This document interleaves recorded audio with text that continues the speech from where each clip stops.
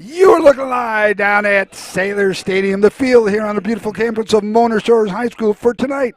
It's the first playoff game, as they call it, the second season. With the regular season behind us, the playoffs are now here, and it turns literally into a one-and-done scenario. Sailor Nation Sports is glad to be with you. Thank you for inviting us into your homes, along with your lives for this short period of time. Steve DeLong, Joe Kanukin, we got Kimmons up in the bird nest, we've got Johnny out and about, we've got Connor out and about, and we've got Noah holding the fort down at the University of Michigan. Good evening, gentlemen. How are you doing? Good. How are you? Good. Doing good. Good. It's a beautiful night, a chilly night, but there's no breeze, and it's literally the second season, fellas. And we're nicknaming this portion of the season, it's Operation Stay Alive. Stay Alive means simply this: you win, you go on to the next game next week. A loss, go home, stay here wherever you are playing, and pack it up. And it was a great season among this COVID situation. A lot of teams, or at least 5 in general that I know of right now, having to cancel their playoff game and thus forfeiting it because of COVID situation. And Steve, tough times right now. Yeah, and I think everyone has that concern about COVID and what's going to happen with COVID, and it's definitely I was going to say week by week, but clearly it's an hour by hour. Hour by hour. We were Joe, you and I were talking. You've seen an increase in what you guys are doing with the fire department as well. Yep, absolutely. And I teach at Reese Puffer, and we just found out today that we are going virtual at the high school, not district-wide, but at the high school. Oh, okay. So, yeah, things are happening at a fast pace. Yeah, well, they're happening at a fast pace here because right now we are playing one of the OK Green teams we were scheduled to play during the regular season, Steve, but because COVID reared its ugly head, Wyoming had to cancel that game, and we had to pick up somebody else. Yep. It, and Wyoming comes into this game coming off a victory last week to Holland. It was their first win of the season. They beat Holland 34-26. So they come in with a little bit of confidence, and hopefully Mona Shores doesn't overlook them. I expect we'll do okay tonight, but they're coming in with confidence, no doubt. Well, they're coming in with confidence. Also coming in with a new head coach who's been there a couple of years, Steve. Irv Ziegler III, but his bloodline is very, very deep. Yeah, and if you people out there recognize that name, his dad was the longtime coach at Belding, who really you would call the guru, if you will, of the wing tee. Now, his son does not run the wing tee, but Irv Ziegler III definitely has a decorated coaching pedigree to him as well. I mean, he's been a head coach at Cadillac, Granville, Jenison. He's gone down to Georgia. He was an assistant at Hope College before coming over to Wyoming. So his background is pretty stout. Yeah, we're getting ready for kickoff, and Kimmin, if you can get the players and the far northeast side over there, they're doing their little dance here, the little swagger that they do right here, getting ready to come out. And Dan Vandermine does just a great job in announcing, not only the team, but the defending state champions here in Division II, and as they come out on the field right now. And it's a different-looking team right now, Steve, only because it's the playoff. Freshman and JV seasons have come to an end, so Matt always likes to bring up as many kids as he can. But because COVID is rearing its ugly head in unprecedented ways right now, he was very limited. So instead of bringing up freshmen and JVs, he only brought up 12 JV kids this year.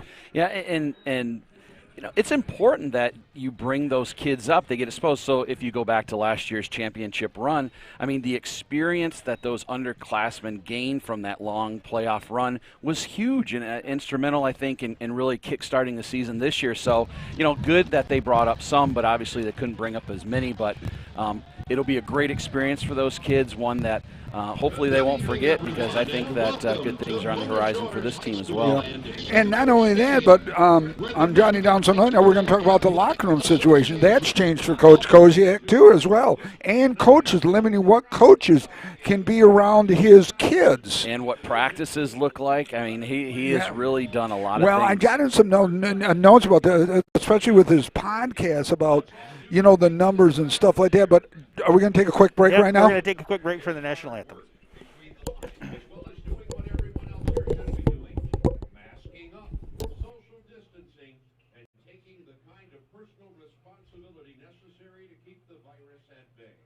Enjoy the game.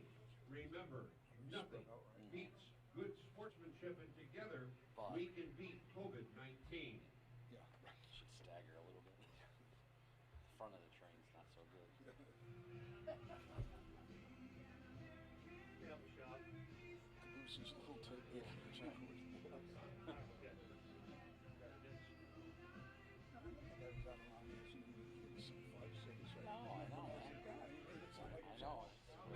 Putting them out or something like you couldn't have done.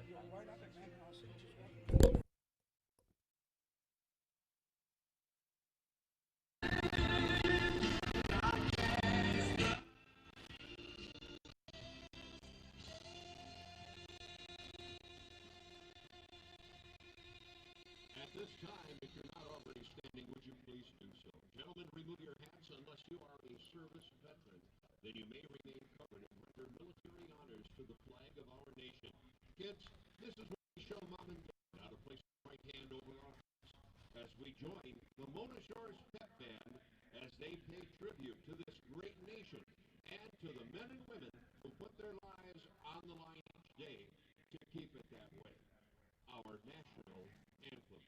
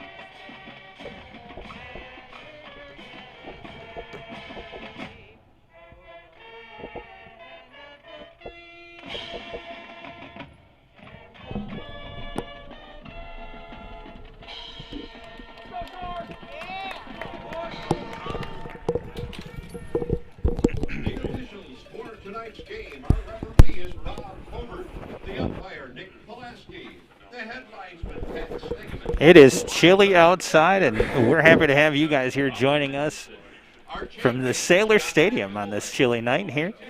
Sailor Nation Sports Network, brought to you from the John Vandervelde Nexus Realty broadcast booth. Let's talk about this game, Nick. Steve, what do you got? Well, in my eyes, yes, it's a playoff game, but also part B of this, it's like a conference game at the same time. But the ramifications are significantly bigger, gentlemen. Yes, no doubt about it. 1-5 versus 6-0. Obviously, Shores ranked number one.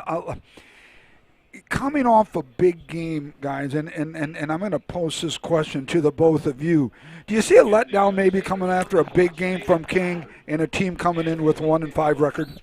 I got to say, I hope not, because, again, this is a whole different level. This is the second season. We got to play like our life depends on it, every single play and every single game. Yeah. I hope not. Yeah. I hope Steve, they've got your them thoughts? That's one of my keys to this game is number one key actually for Mona Shores is don't come into this game overconfident. I think they'll be okay. What other keys you got for us this week, buddy? Because I know I've got one, and I'll share with you. If you don't bring it up, there's a kick, takes it at the 15-yard line, across the 20, down to about the 22-yard line. Good coverage, and if you don't mind, two of my keys. Key number one, kickoff. Cover it a little bit better, I thought, King, but different breed of athlete. Number two, though, I'm very concerned about special teams PAT. Number one for me. That's what I want to see the biggest improvement in. And they've obviously struggled, so that'll be interesting to see. I couldn't agree more. I said they don't be overconfident. We saw the kickoff return by Mackay Matthews. He is quite a specimen. He is a very athletic kid. They have to contain him, and don't let Wyoming linger around. Just take care of business early. Wyoming's going to have to get good quarterback play. They're going to have to get some breaks, some turnovers, some lucky plays, and I'm going to be honest with you, it just is what it is. They have to hope that Mona Shores plays their worst game in 3 years. Yep. So we're 11:55 here. Little dive to the fullback. He's going to get probably one, maybe. You're going to see Bird, a lot. the running back. You're going to see a lot of what we call the H back from Wyoming, where the tight, essentially the tight end, but he'll line up in the backfield. Like right now, he's right behind the tackle. Yep. That's what we call the H back. So 2nd down and 9. Ball's at 23. There's a pass. It's going to be downfield. Overthrown just a little bit. Well defended. And they definitely will look to him to throw the ball. At the beginning of the year when they played Zeeland East, they hit him for a couple big touchdowns right at the beginning of the game like that. So I know Mona Shores has seen that film, and I'm sure they were prepared for that. Keandre Pierce on the defense brings up a 3rd and 9. We got a slot to the right, split left. In motion is number 2. Fake jet is going to give to the fullback, and he's going to pick up about 2, maybe 3 yards on a carry. It'll be 4th and long for the Wolves of Wyoming. Punting situation for sure. Wolves haven't been around too awfully long, Steve, playing football. No, they haven't. Wyoming Park and Wyoming Rogers dismantled, if you will, and that or they merged together. Right, Sorry, they merged. Not they went away, but they merged. So since 2012, that's when they became Wyoming, and they've only had 2 winning seasons since then. Yep. So in 12 and 16. So Fat man formation, 3 personal protectors. There's a punt. It's a high, somewhat short. It's going to go out of bounds at about the 44-yard lines, where the Sailors will take over. 1st and 10, Mona Shores. Ball's going to be marked at the 45. We got 10:44 here. So we've got District 1, Region 1, playoff football. And you have Mark Konechny at quarterback and Brady Rose at tailback. And it's funny. I was just talking to Mark yesterday. I said, God, it'd be great if you had the chance to start with the first. I think they're going to use Brady as a decoy here. Yeah, maybe. They're going to fake to him and look backside. We're going to go empty right here. Nope, they didn't. Connected with the pass. Well, I'll guarantee you they come Johnson? back with a fake to him next time. Yeah. Pass to Rose coming in motion out of his fullback position. Elijah Johnson going back in now at fullback. And Konechny out. So it looks like we're going to see Brady Rose at quarterback. Base formation. Johnson offset to the right. Something to keep an eye on, too. Bryce Sickinga is out tonight. He's available to play, but he's not in right now. And so, just simple things like the quarterback snap to Brady Rose, see how those things go, is something to keep an eye on. Steven Koziak starting at at center right now, forgive me. Little pitch off that left side. He's going to pick up about 3 yards on the carry. It'll be 3rd down and 7 now. So long 7. And I'm a little bit surprised. I'm certainly not questioning. I thought Mona Shores would run right at Wyoming. I thought that would be the game plan tonight and just take it to them, because I don't think they're any match for the offensive line. Twins to the top and bottom. 4-man front for the Wolves. Fumble on the play. It looks like the Wolves are going to get it, and they did. So a mesh with a man in motion turns into a turnover for the Sailors. And one of the points that you came up, one of your keys to the game, and your key as well, Joe, is lackadaisical somewhat maybe. Yeah, and really that let-off game, that game that's not played quite to 100%, and they lose a little bit of that steam, and we can't do that. We can't do that at this level. 1st and 10, ball's at the 45. Wolves have the ball in Sailor territory. Sailors in their base 4-2-5 look. And they're going to have, Wyoming's going to have to get some plays like that in order to stick around those turnovers, and that, is exactly what we talked about at the beginning. We'll get to those starters in just a minute. Twins to the top and bottom. Fullback offset to the right. Wolves back to pass. He's got all day long. He's rolling. Got a receiver right there, and he is out of bounds and incomplete. Your Sailor defense. A couple changes this week. Merrihew starting at Sam. Linebacker DJ Cavanis is at the nose. The Ted, or at tackle, Drew Sandberg, 6'1", 235 junior.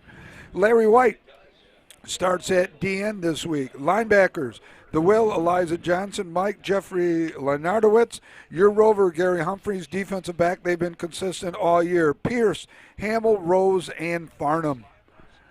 2nd down and 10. In motion, the Wolves, left to right. Fullback's going to get the ball. Merrihew's going to get on that initial hit. And if Wyoming can get any type of crease, Wyoming's running backs, Simon and Barber, are pretty capable running backs, and so they can pop a few big ones. So if Mona Shores can clamp down, they'll be okay. But if Johnny there's any seams, Cavanis and Sandberg on that last tackle. Wolves back to pass. There's a pass. Got a receiver open a little bit. Oh, nice one-handed catch just out of bounds. Boy, that was a heck of a catch right there. Awesome. Good ball. He just let him too far out of bounds, so it's going to bring up a 4th thing. Got to think the Wolves are going to go for it here. Yes. I mean, what do you got? You're 1 and 5. Well, but what do I know? Well, I'm just a JV head coach. But then, Coach Ziegler's been around for a long time, Yeah, and he's hard looking count at him, hard count him, or he's playing the Yeah. percentages with field with his position. defense. Yeah, right, exactly. So the Wolves back in punt formation. It's 4th and 10. Balls marked at the 43-yard line. 9:09 remaining here in the first quarter. Looks like Mona Shores is in a punt safe situation too, just in case of the fake. Snap. There's a punt. It's a nice punt. This looks like it's returnable. One person called it. The other is going to take it. Brady Rose has it. Brady Rose is going to go around that right side across the 10, 15, 20, 25, 30, 35, 40. Brady Rose is going to be run out of bounds at about the 45, but we are going to have a flag down at the 15-yard line. It's probably going to come back with a block in the back. We'll see, though, once the officials confer over on that far east side. But some confusion on, I got it, but you can take it. And those are little things, Is that a matter of miscommunication? Is that a matter of coming out flat? All those types of things. Yeah, I'm looking at Coach Koziak right now, and he just, he put his hands on like, what's going on, And they fielded the ball inside the 5-yard line, where normally you would let it roll. Well, really, right. Usually it's 10 and inside. You don't even touch it, let it roll. Right. But you're right, Steve.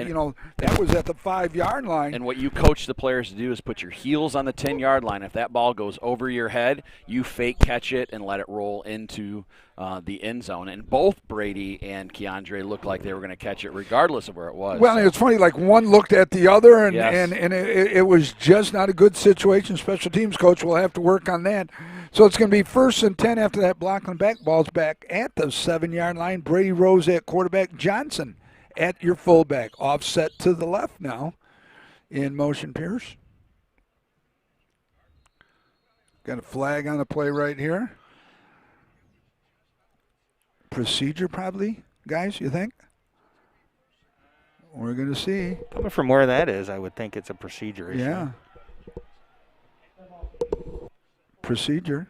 False start for the Sailors. So the Sailors, 2 big penalties, fumble, miscommunication on the punt. Really not starting good on all right now. No, it not starting out good for the Sailors, but starting out great for the Wolves. Yeah.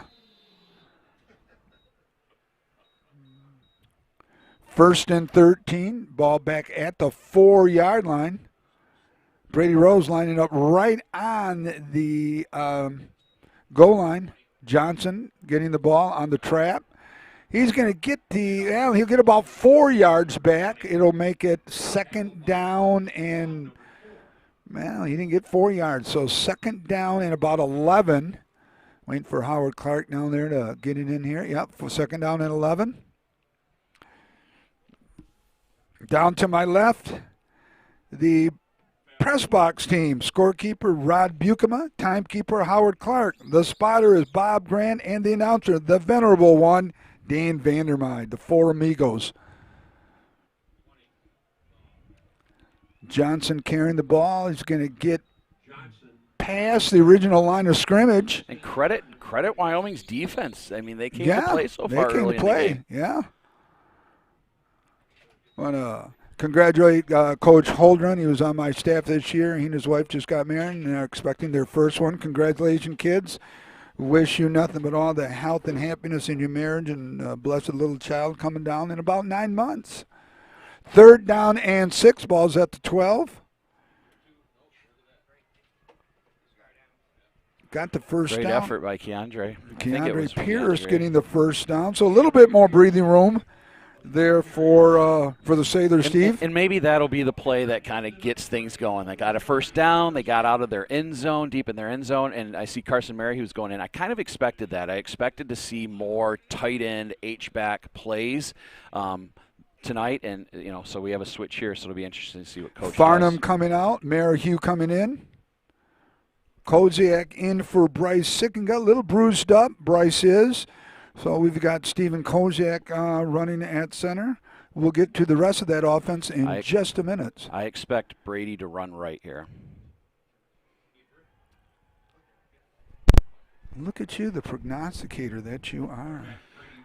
Brady Rose, your starting offense. Left tackle, Kemper Millis, 6'3", 285. Your guard, Braden Flanders, 6 feet, 311. Stephen Koziak at center. Bryce Olson, 6'1", 258. James Kloss at right tackle. The split end, Roberson and Humphreys. Your slots, Pierce and Farnham. The quarterback, Rose. At fullback, Johnson. And Wyoming is not big up front, so I'm surprised Mona Shores isn't having more success running at them. Yeah, no, they are small, actually.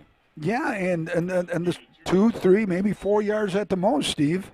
Johnson picks up a couple of yards on the carry. Oh, wise one. Yes, Are we sir. having some technical difficulties? Yeah, we're that? just trying to tighten it up a little bit. Tighten it up, Yep. and that's okay here. Brings a third down and 4 for the Sailors. Ball at the 25. We're down to 6 minutes and counting here in this open corner. First round of the playoffs starting tonight for everybody.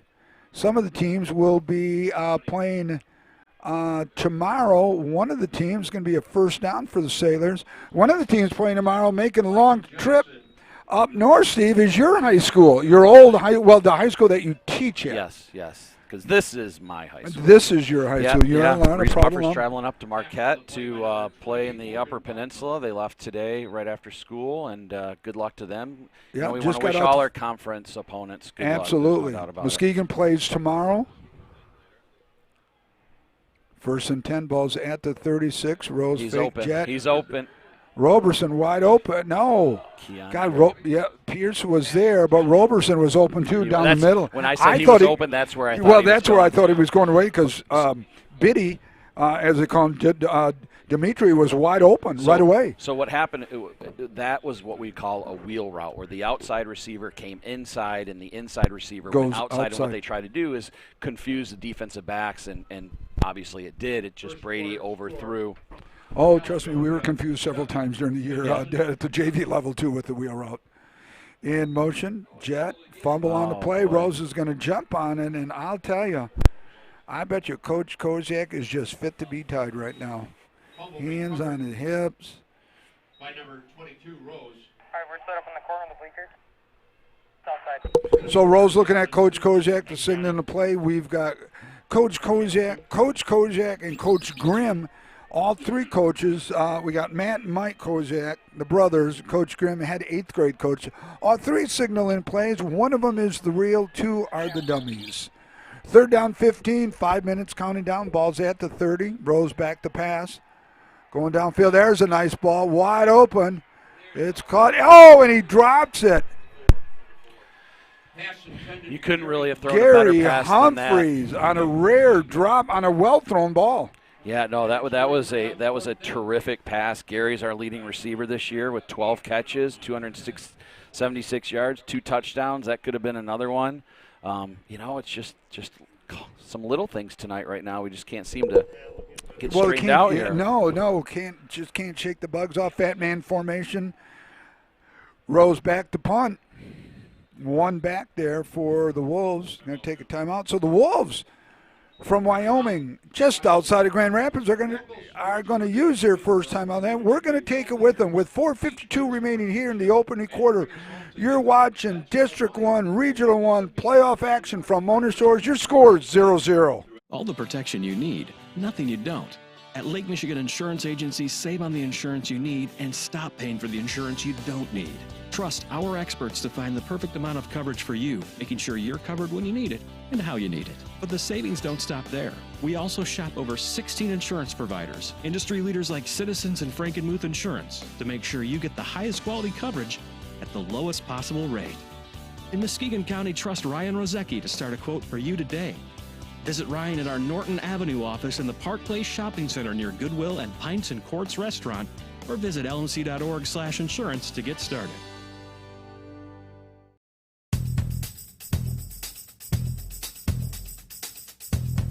And playing with. Rosen punt formation. Oh, nearly blocked by the Wolves right there. Brady Rose just getting the ball off, and it's going to roll dead at about the 41-yard line. Steve, that was close. That was close. So the Wolves are going to take over first and 10. Ball is going to be marked at the Wolves' 41-yard line. OK Green, really conference action right here in the first playoff game.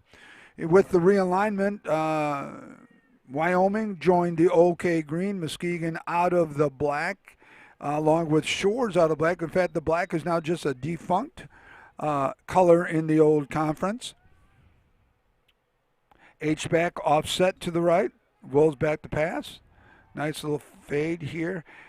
Just looking at the 3 pass, we've seen one good pass, but I really don't think the pass is really going to be a threat to the Sailors. No, I would call, and this certainly is not a put down. It just is what it is. But their quarterback is a game manager. Matthew Berg is he's not going to beat you with his arm, but he manages the game well, right? Yeah. He's not going to create problems and not going to turn the ball over. He's going to be good. And they really are splitting their wide receiver out far to this side. Oh, we have way out there, trying to take our defensive backs out of the play. He almost squirted through there. Fullback. Back carrying the ball. He's going to pick up about 5. It'll be 3rd and 5. They're going fast. Yep. Lenardowitz, Mike linebacker here on the tackle. 3rd and 5. H-back offset just a bit. Fullback's going to get the ball, and he's going to get nothing. No, he breaks loose, and he might be just a yard shy after initially getting hit at about the 47-yard line. Great second effort. I mean, huge. Like I said, if you give them a little bit of hold, they are good running backs. I got to think they're going to go, and they are. H-back offset to the right. Trying to draw the Sailors offside with the hard count. Changing the play now, being signaled in. H-back is going to move there right off the left guard. Going to give it to the fullback. Fullback is going to, the official on the far east side is going to give it to him. So it's going to be 1st and 10 for the Wolves. I tell you what, they look like the better team right now on offense. And they found something here. We call it going fast, but they're lining up quickly, getting a play, getting it set, seeing if they can run it. Maybe they will, or they'll look to the sideline for a new play, but they're going fast. Here it goes up top. Yep, going up top. Oh, it's caught. Nope. No, incomplete. Boy, that was another well-thrown ball by the Wolves. And I tell you, the up-tempo offense right now, catching Sailors off guard just a little bit. So why do you do that as an offensive coach? You do that to try to spark your offense a little bit, number one. Number two, it puts the defense on their heels a little bit, and it prevents a call by the defensive coordinator going in. You kind of have to go with a general defense rather than your base defense look right there. H-back offset. Boy, you know what I like what they're doing with that H-back? They're locating them in different areas, guard, tackle, and then that back comes and he just follows them, just pick and pick. So if you watch, a lot of times the handoff goes to the opposite side, but then they cut it back to the H-back side. So it's like a delayed isolation and that play. forces your defense coordinator to say, well, you tend to line up on the power side. The H-back is a power side. You give it to the weak side, cut back to the power side. H-back offset there. There's a little toss around that right side. He's going to try to cut, and he is going to lose about a yard on the play. Fourth down? Yeah, now I see the punt team. Yeah, now you punt the ball because it's fourth and 7. So to say their defense doing a nice job right now, bending a little bit, but certainly not breaking. We're down to 2:33 here in the opening quarter, and we're still at 0-0. Little nautical term I thought I'd spit out to you guys there. Got a score from another game. We thought we had Caledonia and Jenison initially. That was 7-0. It was 7-0 Caledonia. Nice little punt. Looks like it's going to be Pierce back there. Pierce is going to fumble the ball again. Oh, my goodness.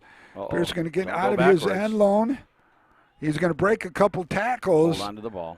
Just hang on to the ball, but we just seem to be struggling, Joe. Shooting ourselves in the foot. Yeah, handling, the rock. The one thing that I honestly see, at least on the offense, somewhat on the defensive side, I see a team that I think really studied some film, and I think that they've figured out a few things that, they may not be, a team that has been proven to be an incredibly athletic team all season long, but they're taking advantage of some of the weaknesses, and Shores isn't helping them either.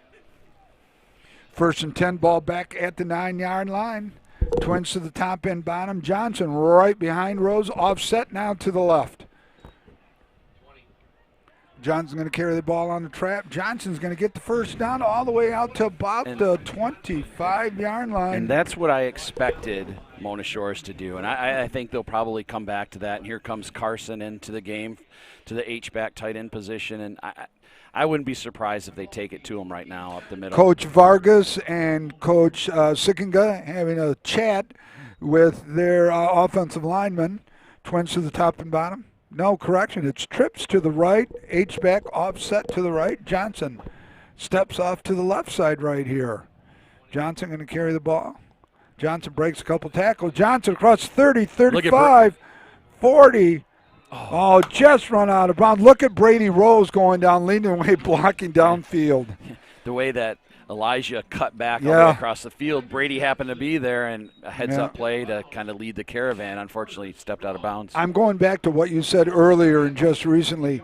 Let's just dominate the offensive line like we can. We're averaging almost 287 pounds across that front line. Absolutely.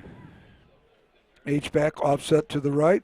Got a little jump right there. There's going to be a flag. It'll be a penalty against the Wolves. Encroachment. Move it up 5 yards.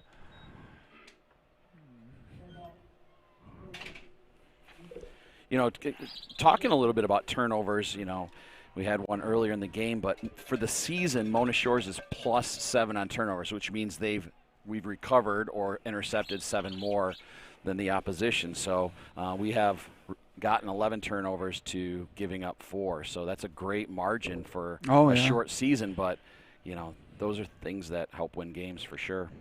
Twins to the top, split left, H-back offset to the right. Johnson carrying the ball. Johnson is going to get, Brady with the keep. Brady Rose around that right side. Brady Rose is going to go all the way down to about the 18-yard line. What a great fake. Had faked this old man out nicely. This is uncharacteristic start for Mona Shores against a team like this. Yeah. Do you think Brady gets into the huddle here in these last couple of plays and said, all right, let's knock it off and let's play the way we need to play? Yeah, well, I've got a couple nice quotes from Coach Kozak. He was on a podcast this week. And, one of the things he said about Brady is, overall, you take away his athleticism. He's just a great kid all the way around. He's humbled, he's thankful, he's grateful. But the kids know he's a leader of the team, too. And, I agree with you on that one, Joe. H-back offset to the left, split to the right. Johnson going to carry the ball. Johnson into the end zone. Touchdown. Mona Shores. That was a nice drive. That was kind of like you had thought, Steve, that what we were going to do. Yep. I mean, Brady had that long run, but it was a good fake, obviously. But I think that's just what we need to do is just run at them. I don't think they can handle it. But, to Wyoming's credit, they started off really good playing the run. They did. Listen, they lasted almost a whole quarter without giving up a touchdown. For sure. I mean, this is a game. Oh, absolutely, it's a game. Swinging gate from left to right. So Brady holding, DeKuyper kicking, Konechny snapping.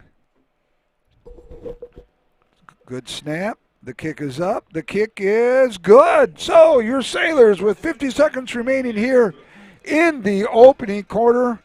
It's Sailors of Mona Shore 7, the Wolves of Wyoming 0. Looking to buy or sell? Look no further than our broadcast booth sponsor, John Vandervelde at Nexus Realty. Give him a call at 231-759-3634 or go see him at 880 West Broadway Avenue in Muskegon. Nexus Realty, team-based real estate professionals.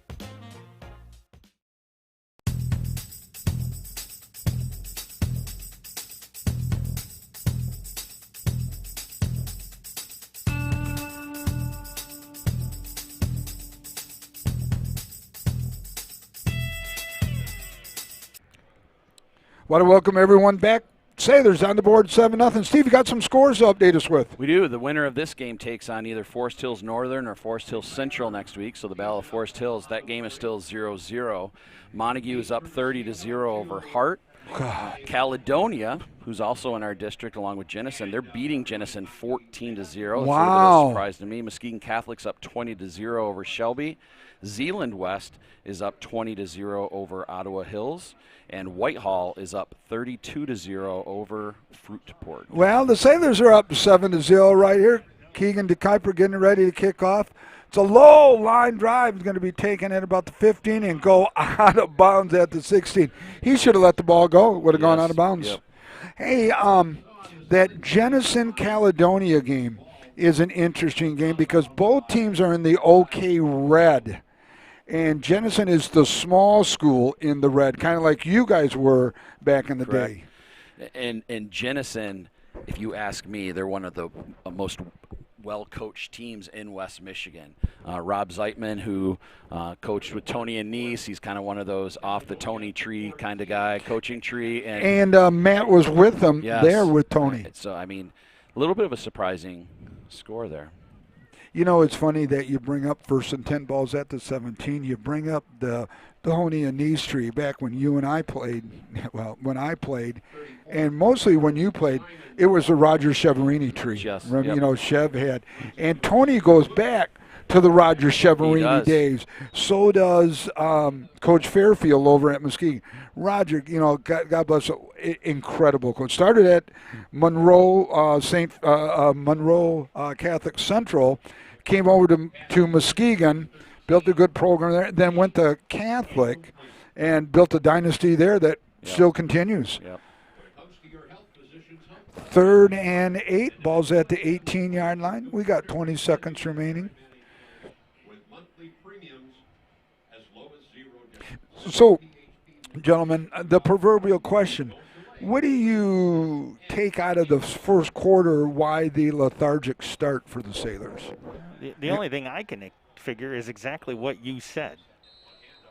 You know, and getting it stuck in a trap game, you know, that kind of stuff. It's the only thing I can figure that it is because there's no reason, whether it be prep, whether it be anything like that, that has given us any sense of interference, interruption. You know, life should have been, you know, outside of a couple of, you know, COVID cases within the sports world that haven't drastically affected our team, not to this level. We should be playing better, and the only thing is it's just a trap game that we're falling into. Maybe it's just the big letdown of playing King here on a Saturday afternoon. We had over 7,000 people watching at one point. 700 at one point. That's a high kick. This is a returnable kick. That's Brady Rose. across the 50. Got the Brady wall. Rose Got a- right. oh, Come on, there got a comes the flag. flag right here. Brady Rose is going to go down. He's going to slow up, make one more cut, and he's in the end zone. Unfortunately, though, Coach Koziak is shaking his head on the sideline right here, bending over like, oh my goodness. Can anything else happen to us? Can we just shoot ourself in the foot one more time? We have come to the end of the first quarter. We're going to see what the officials say before we give you a break here. As we suspected. Block in the back. So you take away about a 55-yard touchdown, add 10 yards for the block in the back. So we have now officially come to the end of the first quarter. Your score in a period that made the Sailors look lethargic at one point has come to an end. The score is 7-0. Go ahead and take a break, but make sure you come back with us as quickly as possible.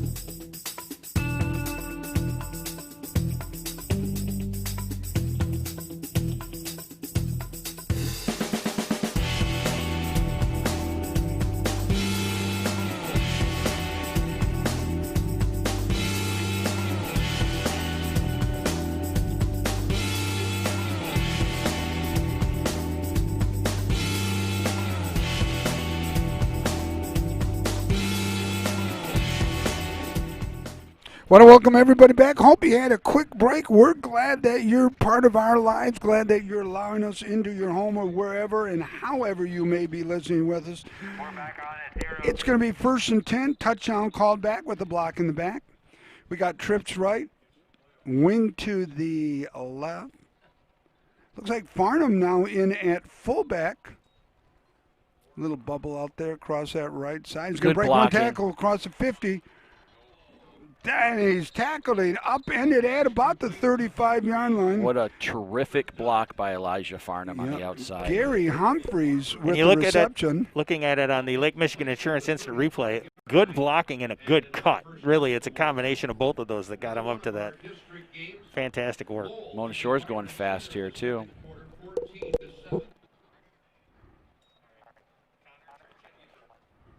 Keeper Brady Rose on the keeps, going to get the first down and about an extra yard. Now the Sailors looking like the well-oiled machine that we saw last week. That was one of the quotes that Coach Koziak sent in his podcast, that last week we looked like the well-oiled machine that I thought that we could become. I think Coach Koziak's, he's going fast, too. He's found a little something and speeding up the tempo. Farnham going to carry the ball. Farnham across that 15-yard line. It's going to be all the way down to about the 10, maybe the 10 and a half yard line. Farnham carrying the ball, looking good. What a problem for Matt to have. Elijah Johnson, Demir Farnham. Yeah. I mean, interchangeable parts, goodness. right? Farnham back at fullback. Brady Rose with the bottle. Brady Rose going to keep the ball, going to go around that left side on the broken play.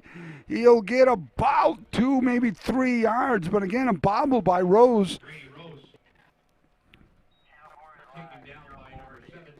I couldn't see if that just slipped through Brady's hand or that was the snap. Yeah, I don't know if it was a snap or it slipped. I mean, it's a beautiful night, no rain, no breeze. I mean, slight breeze, but nothing that's going to interfere with the snap. Gain of 3, 2nd down and 8, 11-13, counting down here in Region 1 District 1 action. Winner moves on to round number 2. Trips right, split left. Farnham rolls with the pitch. Farnham breaks one tackle. Farnham 4, 3, 2, 1, touchdown. Demir Farnham. Nope, that was Keandre Pierce on the carry. What a cut by Keandre. God, what a cut is right. Keandre, one of the captains this year. along with Brady Rose. So going into the Bryce game Sickington.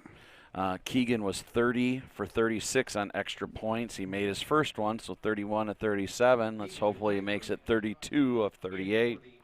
Keegan DeKuyper, yesterday you guys covered it. You guys were in Grand Ledge yesterday. We'll touch bases on that in a minute. Swinging gate, left to right. Rose with the hold. DeKuyper attempting the kick. Konechny with the snap.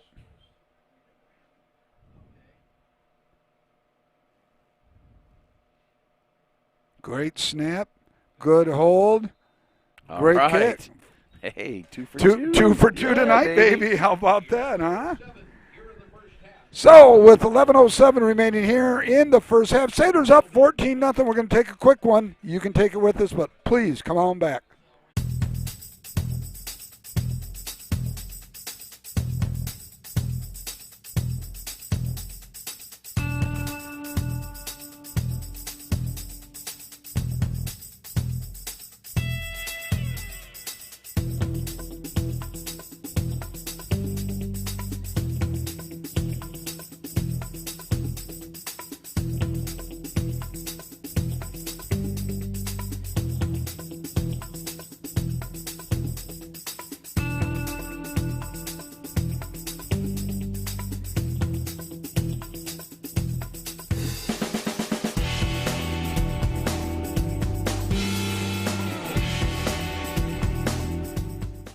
And Keegan DeKuyper has it teed up, and up it goes.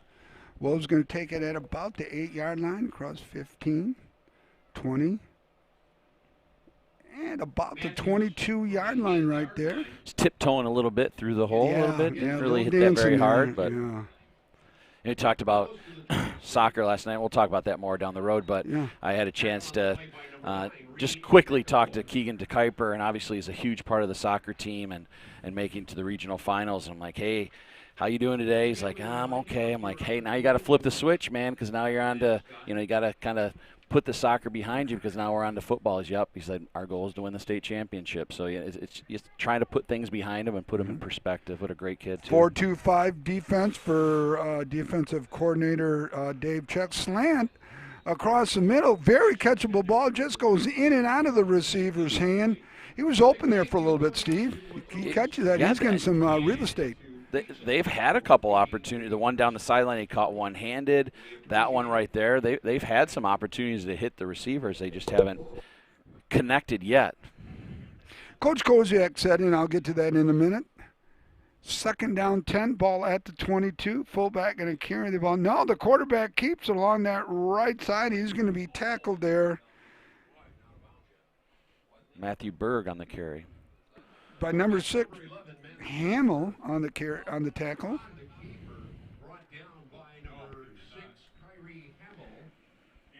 It's going to bring up a 3rd down, and where's it? 3rd down and 9. Going to be 3rd down and 9. 10:30 counting down here. Fullback fumble on the play. Quarterback is going to scoop it up, I think. Yep, officials say this. So it'll be a loss of about 1. It's going to put the Wolves in a punting situation. One of the things Coach Koziak said on the podcast was that, we don't have a lot of 4- and 5-star players like King brought in there. But one thing that he did bring up is the stars that these kids get don't win the games. It's the player that wins the game, whether you're 1, 2, 3, whatever star you are. We don't have that. We just got a great group of kids that play the game hard that are very well coached. Nice little punt. So I was just thinking when Wyoming fumbled that ball, so we've seen that a little bit on the Mona Shores side. We've now seen that on Wyoming side. I wonder. We got a little bit of touchy snow around 5:30. I wonder if it's cold. It's pretty cold out. It's a damp cold out. I just wonder if that has anything to do with it, or if it's just fluke. Yeah. And I wonder, do running back? I know your slots and your wide receivers wear the gloves. Do fullbacks wear the gloves? or is that like a taboo thing? No, they wear them. They wear them because, God, the gloves nowadays, the stuff that they use. Oh, my gosh. God. Trips right, split left. Farnham in, offset to the left. Ball's going to be marked at about, we got a timeout on the field. Coach Kozak looks upset. It looks like either the back was wrong or a receiver was wrong, but he's quite upset. But we're going to take a quick break right here. With 9:37 remaining until halftime, it's Region 1, District 1 playoff action. Your Sailors are up 14-0. All the protection you need, nothing you don't. At Lake Michigan Insurance Agency, save on the insurance you need and stop paying for the insurance you don't need. Trust our experts to find the perfect amount of coverage for you, making sure you're covered when you need it and how you need it. But the savings don't stop there. We also shop over 16 insurance providers, industry leaders like Citizens and Frankenmuth Insurance, to make sure you get the highest quality coverage at the lowest possible rate. In Muskegon County, trust Ryan Rozecki to start a quote for you today.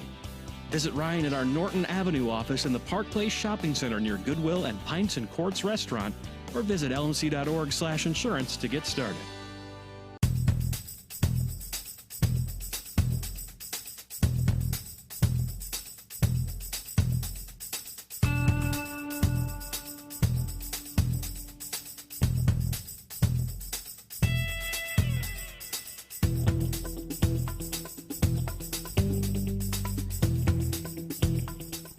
Want to welcome everybody. I hope you had a good break. After that timeout, trips right, split left. Farnham at fullback right behind the quarterback. He's going to probably move offset. Got two guys going in motion, one in motion now.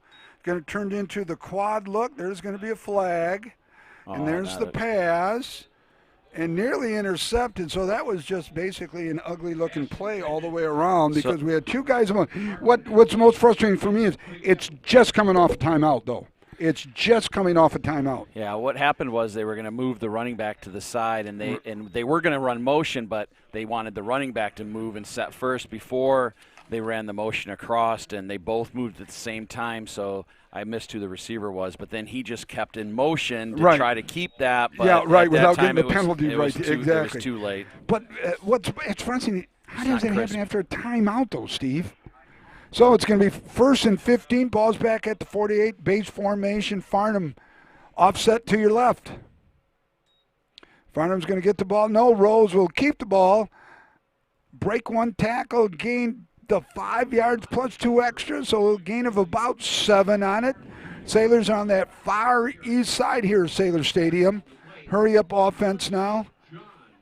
Merrihew checking in. Probably going to go in at the H-back. Coming in for Farnham, Kiwan Farnham. Boy, nice crowd by Wyoming coming over. Farnham offset to the left now. Merrihew blocking. Farnham's going to get the ball. He's going to get a ball. They're going to push that ball. He may get the first down. No, they say he's going to be about 2. One official has him 2 yards back. The other has him about 1 back. So score update, Forest Hills, who the winner of this game plays, both Forest Hills Central and Northern, it's still 0-0. Montague's up 51-0 over Hart.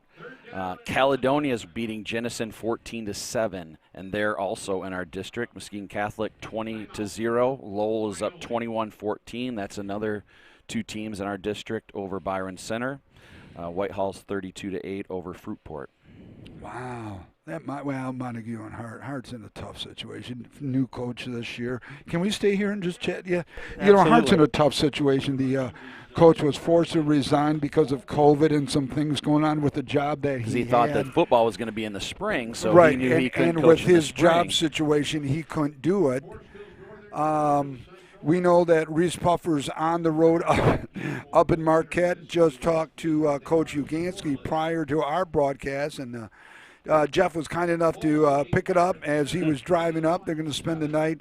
You know, what a nice trip for those kids, though. Unfortunately, it's a long trip, but what an experience. You're driving up to Mackinac City, spending the night, and then heading the rest of the way. Absolutely. I mean, and that's what high school sports is about, the experience, right? It's 3rd down and a yard to go. Trips right. Looks like blitz is coming. Go here. Rose is going to be tackled. It must be a little slick down there. Yeah, because Brady on the mesh slips. It's going to bring up a 4th down. Strong on the stop. Merrihew out. And Konechny in now. Mark Konechny is going to go to split end on that far left side. Dimitri Roberson is the wide receiver on the right here. Farnham in the slot, along with Pierce on that left side. Oh, he's going to break through across 15, 10, 5. Oh, fumbled on the ball. This is unbelievable. Is that ball has got to be slippery. That's the only thing I can figure. And it. Farnham, the ball carrier, is hit out of bounds at about the 2-yard line, fumbles, and the Wolves take over. Nick. Yeah, you're right. I mean, we've talked about it, and you just said it.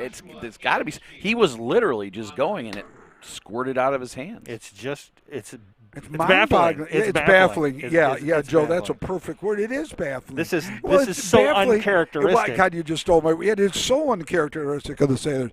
Nonetheless, 1st and 10 for the Wolves. Ball's marked at the 2-yard line. 7:39 counting down here till halftime. And boy, I tell you what, I'd like to be a fly in the wall in that locker room with Coach Koziak. Well, don't you have the all-access pass? Maybe I you do could have go that down all-access pass.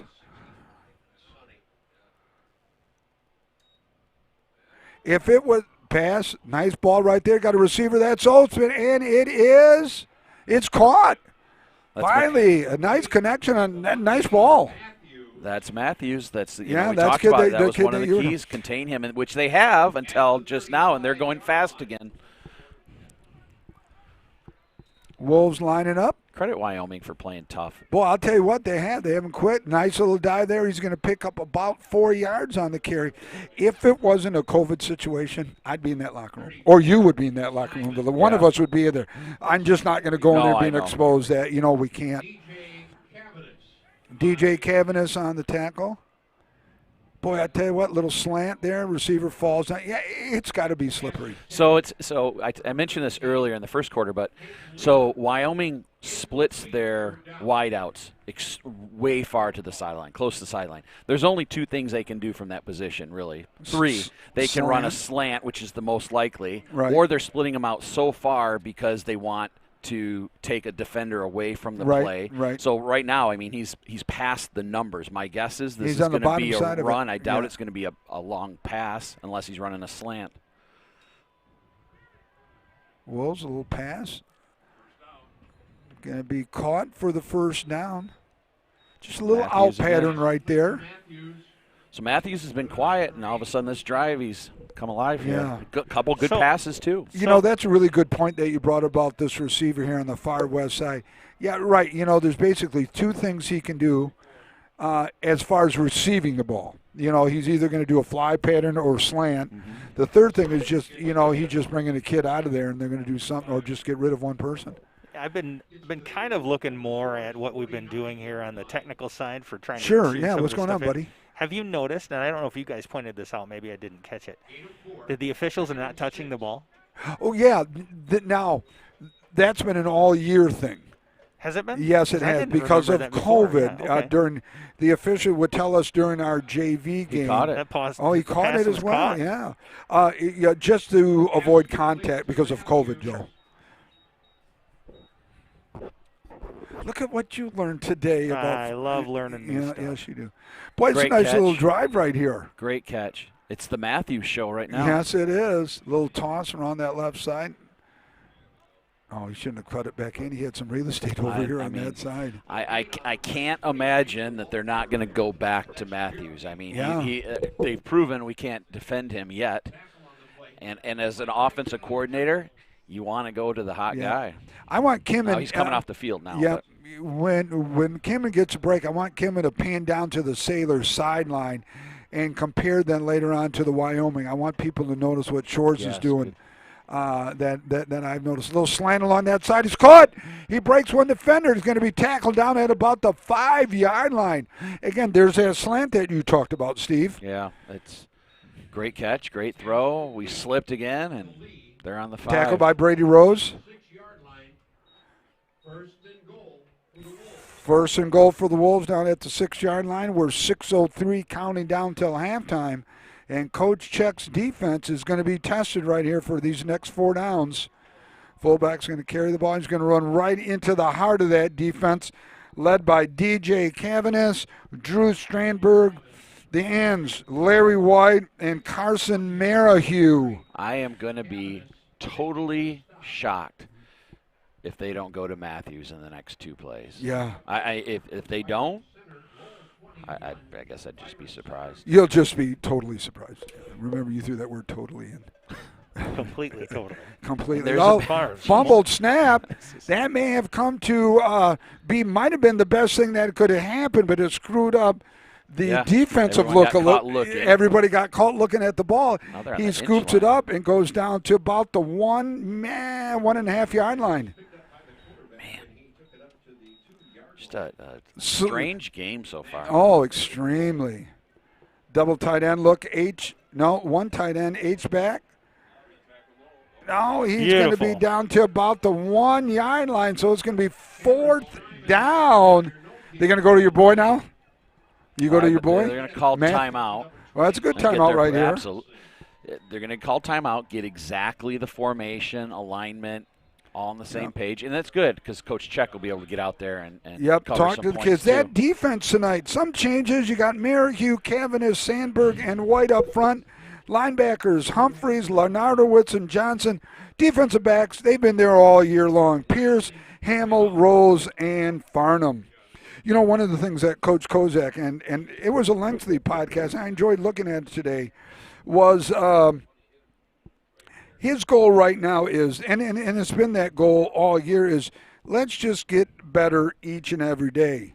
And one of the things I put on the back of our helmets this year, and I got it from Urban Meyer, was BBT. Be better today, be better tomorrow, but most importantly, let's be better together. And I had that little on the back of our helmets. And Coach Coase talked about that. Well, the next thing he talked about, last thing there, buddy, was we got to win the day. Don't worry about tomorrow. The past is behind. Let's just win today. We take care of today. We'll have tomorrow to work with. I just wanted to remind you that this is Michigan country, and you only get to reference Urban Meyer I understand one that. time a year. Okay, I'm right. Yes, sir. Just please. showing that, just making sure you're remembering. Yeah, I do now. Trust me, will not be mentioned. Herb won't be mentioned again today. What are we going to see, Steve? Well, they put a receiver up top, and we got twins to the top. They might come. A lot of pressure. They went double coverage up top. Jet. They're in. Score, and it's a touchdown. The Wolves out of the jet motion. Look, the Wolves score. That was a nice play. That was a nice drive. That was a great drive. You know what? This is one of those scores when they announce it at another stadium, they're going to go, ooh, yeah. That started on the 2 yard line. Remember that on this drive. 2 yard line. That was a 98-yard drive. Yes, after the fumble, wasn't it? Yes, that was had to have been about 70 yards receiving from Matthews. Yeah, exactly. So the Wolves are on the board after that fumble down at the 2 yard line, a mere 98 yards to the south of where they are right now. PAT attempt for the Wolves, and I tell you what, you guys are right. People are going to hear that score. They're going to do, ooh. And naturally, people are going to think, well, we'll get to that in a minute. Snap. The kick is up. It is no good. Looked like it was wide to the left. Your score, 439. In what is a very uncharacteristic, mind-boggling, somewhat numbing type situation of the Sailors. It's 14-6. Hey, we're going to be here. Please come on back. Looking to buy or sell? Look no further than our broadcast booth sponsor, John Vandervelde at Nexus Realty. Give him a call at 231-759-3634 or go see him at 880 West Broadway Avenue in Muskegon. Nexus Realty, team-based real estate professionals.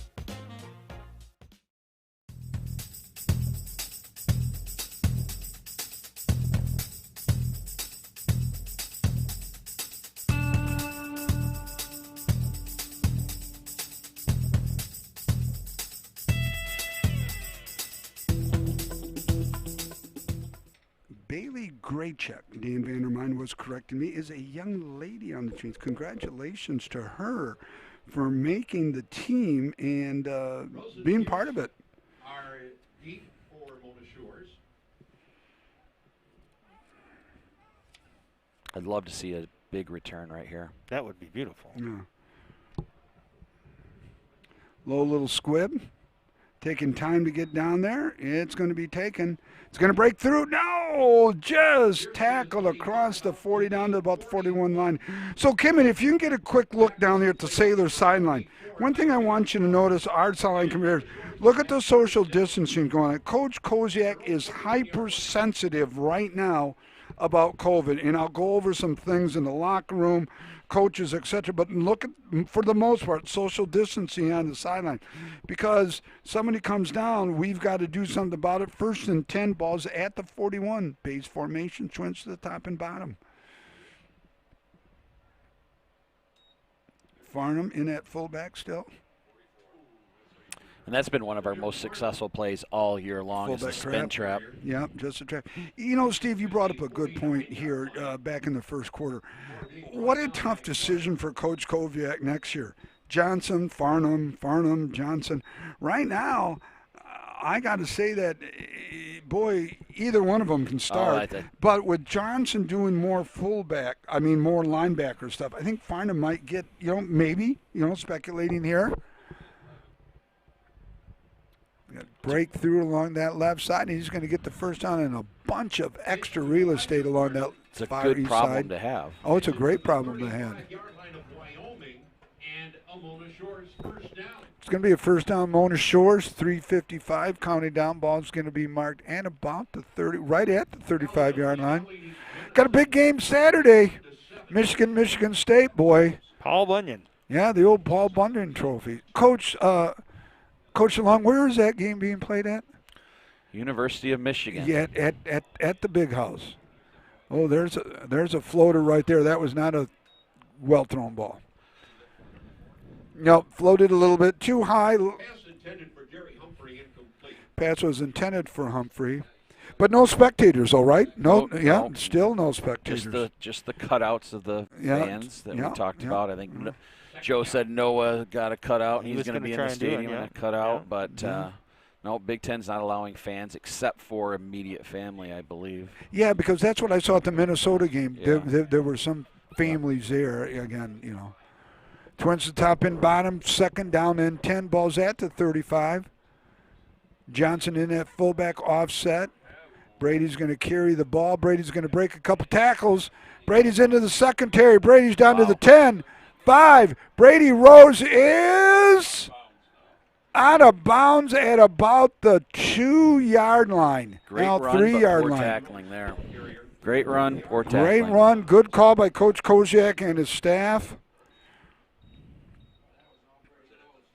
Coach Koziak listens and watches this game via us all the time. Oh, that's awesome. Scouting or a scouting report? Well, I don't know if it's scouting, if we're doing a heck of a job, or if he just wants to rip us sometimes for, what are you saying about me now? I don't know. 1st and goal, ball's at the 3-yard line. Rose is going to carry the ball. Rose is going to walk into the end zone. They went with that heavy formation where Carson came over as the H-back and just went isolation. Yeah. So Sailors respond to the Wyoming touchdown on a 5-play drive. Made it look pretty simple. And they go up now by 14, waiting for the PAT via the swinging gate.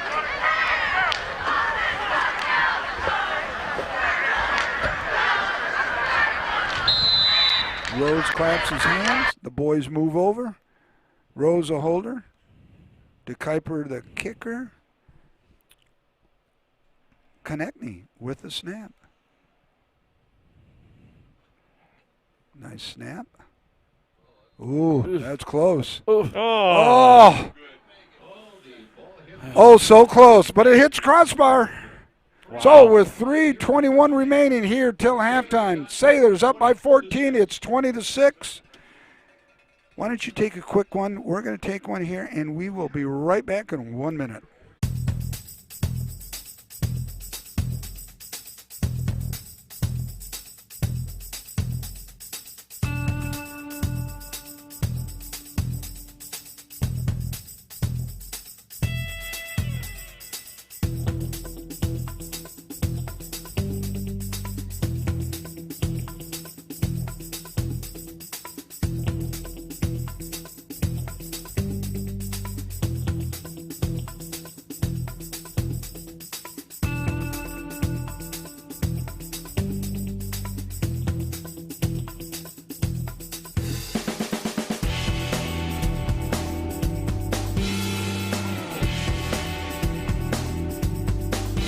kickoff, 3:21 till halftime.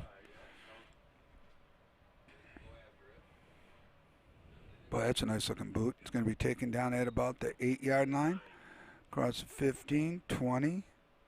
Ooh. It's going to be tackled at about the 23-yard line. Boy, there was some nice sticking up there. WWE wrestling. Yes, it was. 5. Mackay Bobo. Dylan Dieselberg on the tackle for Dieselberg on the touchdown. Boy, that's a nice football name. Dieselberg on the touchdown. Boy, that's like old school 60 and 70 NFL stuff. Dieselberg on that touchdown. Ha! The NFL films. Yep, the big Diesel. Rolling along here, folks. First and 10 ball is going to be at the 25, 3:15. Well, let's see if the Wolves can respond. I tell you what, they looked productive via the air on that last drive for 98 yards. I'm interested to see what Coach Check does this drive to Matthews, if he slides over a safety more that way. I noticed on the goal line they double-teamed him, but what will they do here in more of the open field? I'm interested. In motion from left and right, fullback going to get the ball. And he is trying to bounce it outside, but he's going to lose about a yard, maybe a yard and a half.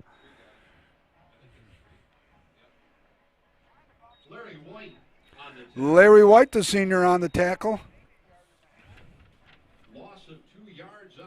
It's going to bring up 2nd down and 12 with that loss of 2 points. Nice having Dan Vandermine down to my left right here, so I can just listen to him a little bit. Want to welcome and thank everybody for joining Sailor Nation Sports. Hope you're enjoying this telecast. We certainly are having the time of our lives being able to share that with you. They did slide a safety over. Yeah. But they ran the ball. Bounce outside. Ooh, there's a stick right there. Gary Humphreys. Simon on the carry. Jeffrey Lenardowitz, the junior Mike linebacker. Timeout, Mona Shores. Now, this is a nice timeout right here for the Sailors, right here. It brings up a couple different scenarios. It's 3rd and long. You've got 1 timeout. They have none. Boy, you stop them right here, it's going to force them in a punting situation. You get the ball back, maybe a good return, Steve. You still got a timeout to play with, and there's still plenty of time left. And it's possible, depending on what happens, if it's an incomplete pass, obviously the time will stop. But if he runs the ball, Coach Koziak still might call a timeout. Yeah. Even though that puts it with none, we still basically have a hurry-up offense to begin exactly. with, so it's not well, that. Not I don't only think are hurrying that's up, such a concern. Yeah, but Joe's got to think, teams work on it. And you remember, Steve, from coaching that pup, right? 2-minute offense, let's get it rolling just in case. And they have a certain set plays, too, that they know when they're in the real hurry-up offense phase. Yep. You ever see Denny Barnes? I don't.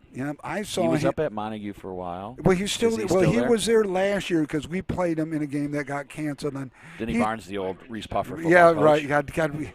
That was a great group of guys. I absolutely will love those days of 2 years. It was just wonderful.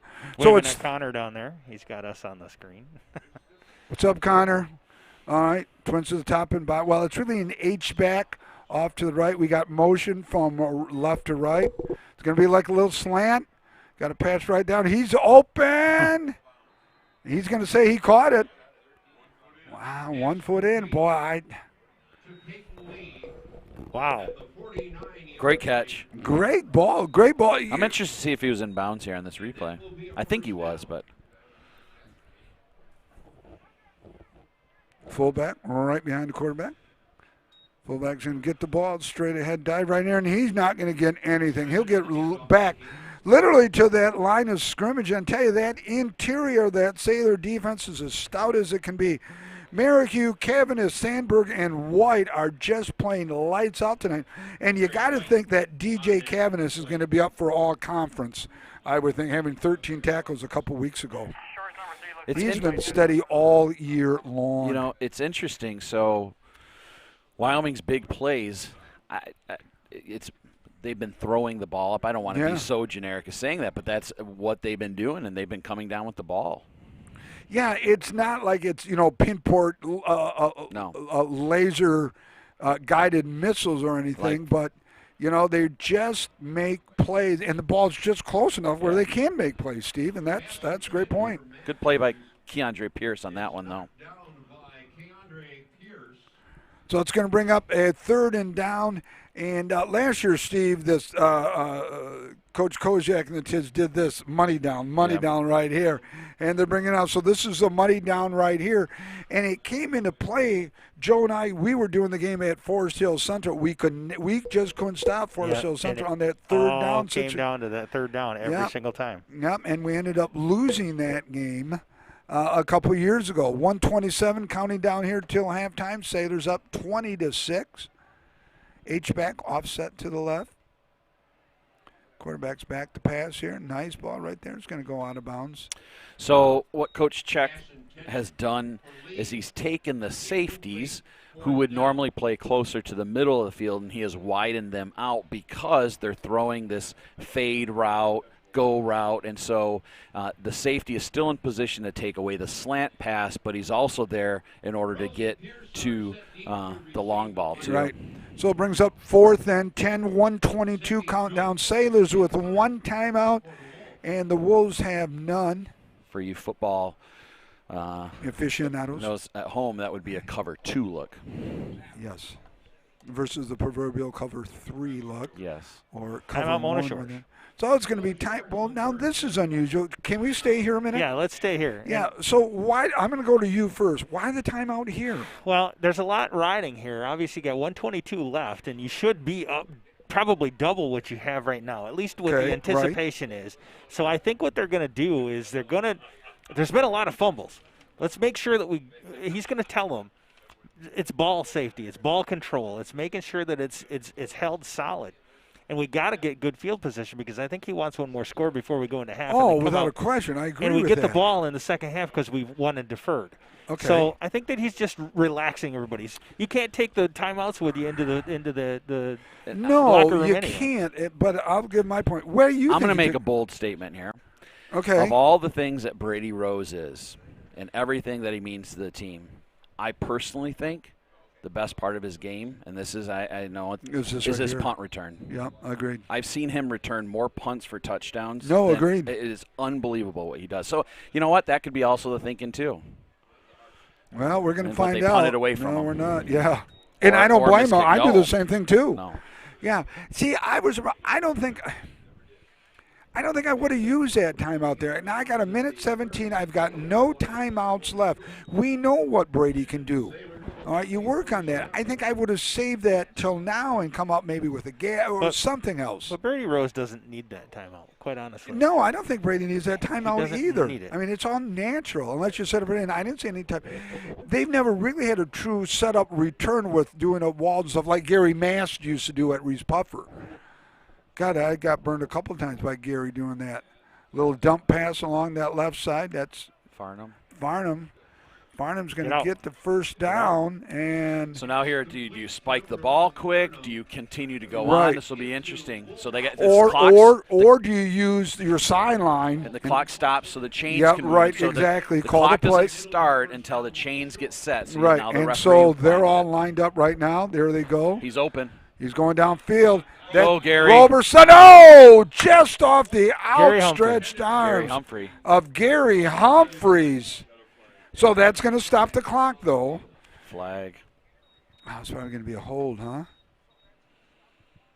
Where's the flag at? On the other side of the field. Oh, there it is, right? Okay, yeah. What do you call? Oh. Illegal participation. Oh, on the defense. So 12 on the field is what they just said. 12 on the field, 12 on the field, 15 for the yardage. Wow, that was a huge. Big. That's huge right there. It stops the clock, gets 15 yards, and gives Kozak a chance to either call a play or send one in. That's huge right there. Twins to the top and bottom, base formation for the Sailors. In motion. Pierce. Rowe's going to roll out. Going to roll out there. He's going to be caught by Farnham. Going to go out of bounds. Going to stop the clock. A nice throw on the run by Brady Rose. And that's a really nice that's throw. a problem Brady Rose creates for them. Yeah. It turns into like an RPO it does. Right there, and we're going to see what's going to happen right there. First and 10, ball's going to be marked at the 21. Johnson offset in motion. Going to go around that left side, and he's going to go out of bounds. No flags on a play. Pierce the ball carrier right there, so stops the clock.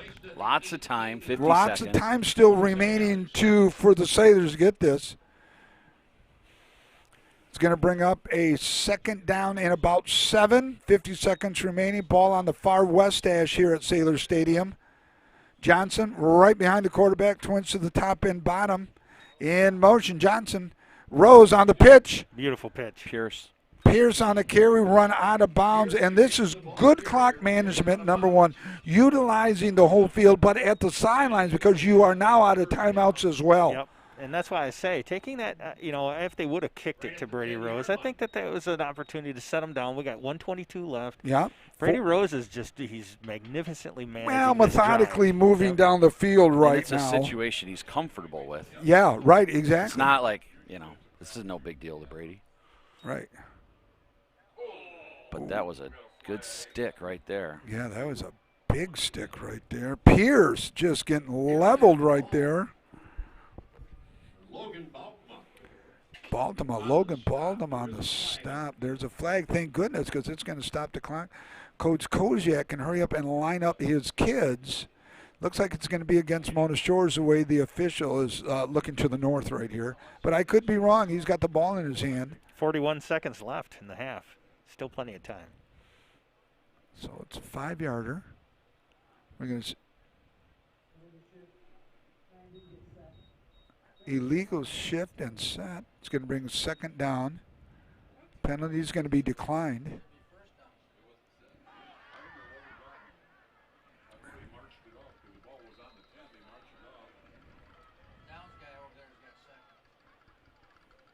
Clock still hasn't started. Little toss. Brady around with the pass. He's open. Touchdown, Mona Shores. That's number 11. Keelan Farnham. How much time was on the clock when the drive started? 49 seconds. Not when the drive started. No. Oh, 122, I think it was. So under a minute. Yeah. So that was 45-second drive. What a great job. Yeah. No timeouts. Utilizing the sideline. Okay, so the coach is talking over there.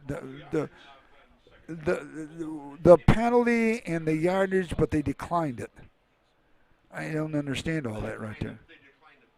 They declined the penalty, right? Right. They declined the penalty. Yeah, just talking to the guys down there, they declined the penalty. So PAT attempt here. This is a big one. Nice snap. The kick is good, but I tell you, Steve, it's still. You're shaking your head. What did you see, buddy? Did you see the same thing? I was going to block. I saw if that guy would have laid out, he would have blocked. He would have blocked. Yep, exactly. Oh. So the Sailors score from 122. No times out. March it down the field. There's only 37 seconds left. That was a nice drive, guys. It was a very nice drive. We will go ahead and stay here. Okay, good. So 37 seconds left. We finally start having a little, success against a team that we should have had a lot of success against.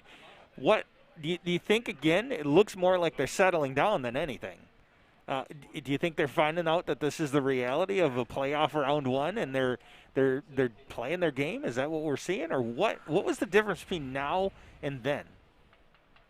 Can I go first? Yeah, go ahead. Please. I honestly think it's a huge letdown from last week. I think the letdown from playing a power like Detroit Martin Luther King over here to a team that's 1-5 that just isn't good, shouldn't be on the same field as we are. I think it's just a letdown from last week. And not only that, but you are now the defending Division II state champions. You're not the hunter.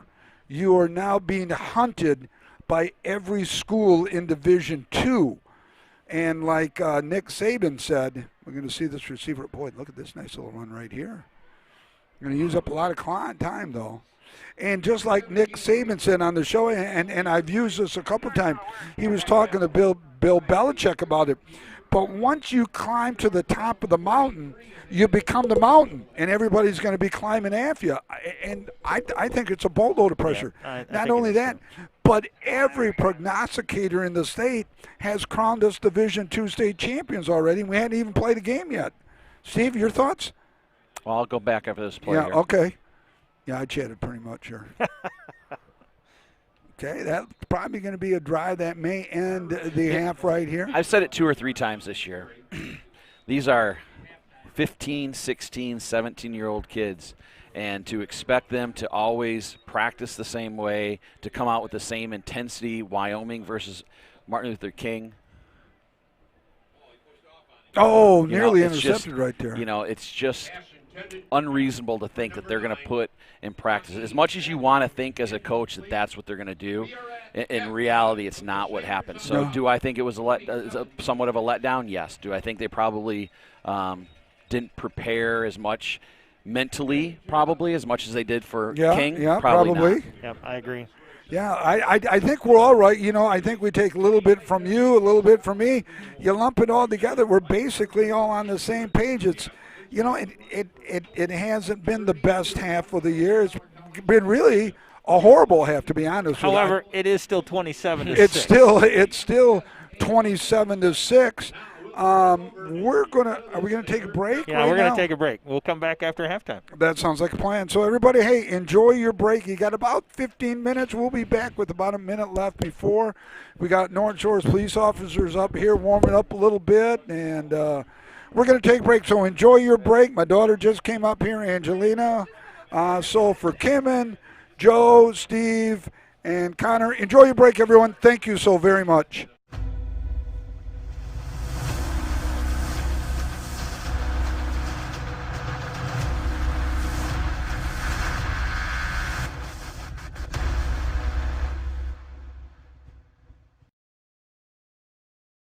All the protection you need, nothing you don't. At Lake Michigan Insurance Agency, save on the insurance you need and stop paying for the insurance you don't need. Trust our experts to find the perfect amount of coverage for you, making sure you're covered when you need it and how you need it. But the savings don't stop there. We also shop over 16 insurance providers, industry leaders like Citizens and Frankenmuth Insurance, to make sure you get the highest quality coverage at the lowest possible rate. In Muskegon County, trust Ryan Rozecki to start a quote for you today. Visit Ryan at our Norton Avenue office in the Park Place Shopping Center near Goodwill and Pints and Courts Restaurant, or visit lmc.org/insurance to get started. Looking to buy or sell? Look no further than our broadcast booth sponsor, John Vandervelde at Nexus Realty. Give him a call at 231-759-3634 or go see him at 880 West Broadway Avenue in Muskegon. Nexus Realty, team-based real estate professionals. My dad and my grandfather are officials. I've grown up around officials and seeing how much they enjoy being part of the games. As a student athlete, I've always appreciated the people out there who are willing to give back to the kids. The Legacy program lets me officiate while I'm still in high school, working younger kids' games. Officiating gives me a better understanding of the game. I get to make some pretty good money for a high school kid, and I even get to spend some quality time with my dad. There's help wanted. Just whistle. Today I'm going to tell you about sportsmanship because it's important. Treat your opponents the way you would want to be treated. My mom says that. Listen to the referees. It's their job. Be nice to their team and our team. Cheer them on. Always play fair. It's the right thing to do. It's sportsmanship. It's not that hard. What rhymes with great? Participate. Where does greatness start? Here, in the classroom. On the diamond. In the pool. On the field. Where will your greatness take you? To better grades. To more friends. Yeah! Be great. Participate!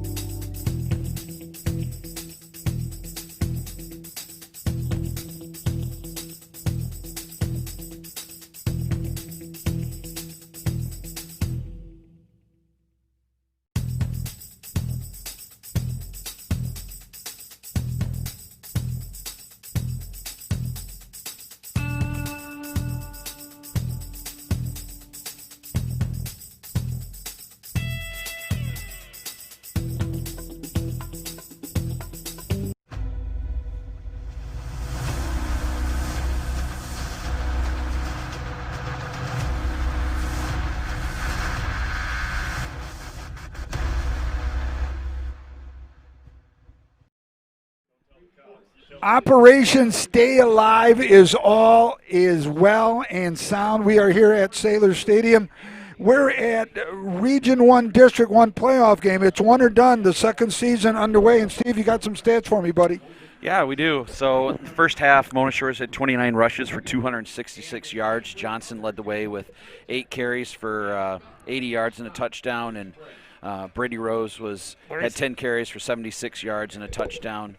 Wyoming rushed for 40 yards in the first half. Mona Shores was 5 of 8 passing for 66 yards, and Wyoming was 5 of 17 for 106 yards.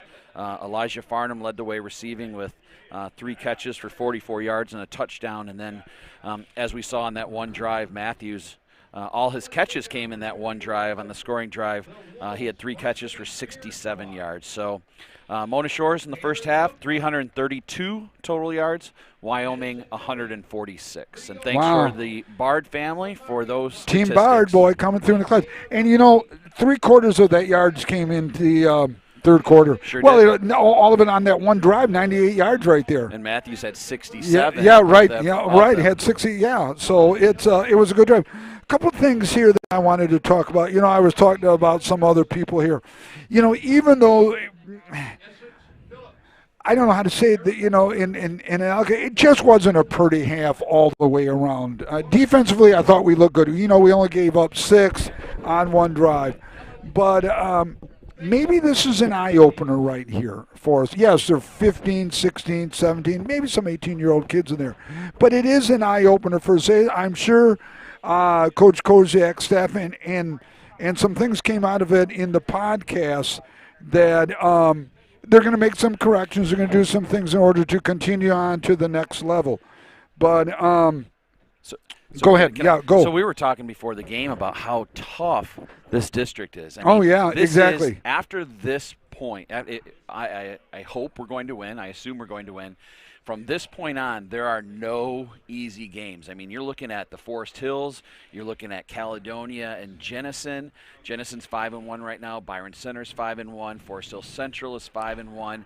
And then on the other side of the district, if we were to survive our own district, which is a big if right now, you have East Lansing, who is a powerhouse and very good right now, and have a receiver that's committed to Michigan. So from this point on, there can be no lapses like we've seen tonight if they want to move on. Yeah, I was talking to Coach Koziak this week about East Lansing. Hey, don't overlook East Lansing. They got 3 kids that have D1 offers, and they beat the Division III state champions River Rouge in Game 1. And so East Lansing is by far, though, I think the two toughest. By far, this is the toughest district, though, I think, in Division II, by far. Joe, what do you think about that? I know you're busy doing a lot of tech stuff. I do, and I agree with you. And, if you look at it from that perspective, that this is the toughest division or toughest district in Division II, this game is going to be a critical thing to be able to tighten up, because we have to play better than this at every other level, because we're only going to see significantly better teams as we go. Yeah. One of the things Coach Koziak is deathly afraid of is COVID rearing its ugly head, as all coaches are, not just Coach Koziak, where we have to forfeit a game. Some schools have already had to do it. Some of the things that he's had to redesign practice. One of the big things he does, he's broke up the locker rooms. He's eliminated a lot of kids coming up. The linemen are in the varsity locker room. The skill kids go where the baseball goes. That's number 1. Number 2 is cones, where kids can stand around 6 feet apart. At practice. At practice. And all of this is designed so that if one person were to contract COVID, that it wouldn't be a whole team quarantine, just a few kids quarantine. A lot of subbing, so kids aren't around the same kid for more than a short period of time is huge, all right? Cones for standing around, 7 minutes, 40 seconds, players standing around. He watches film of practice to see what kids are standing around other kids. So there's just a lot going on just in practices alone to avoid being struck by the COVID bug. Yep, and it's getting tougher and tougher every day right now around here to stay away from that. Yeah, So Steve was just Operation Stay talking about Alive that. is certainly a thing. Yeah, so there's a kickoff. Looks like it's going to go out of bounds, and it does. They're not kicking it deep. So it'll be 1st and 10, 35 for the Sailors as we begin the third quarter, Region 1, District 1 playoff. The winner fights another day. The loser, great season, packs it up, and waits for next year. They're going to make him kick it over again. Smart move right here. In fact, they can make him kick it off multiple times every time it goes out of bounds. Yep. And Coach is doing that because of our athletes and putting the ball in our athletes. You have So what Brady I would, back there. and would you DeAndre. spread out the kids, maybe change the arrangement so you do get a return? Like instead of having these two guys right here, drop a third deed, so spread those guys out. See, I did mine. Let's see, how did I do mine?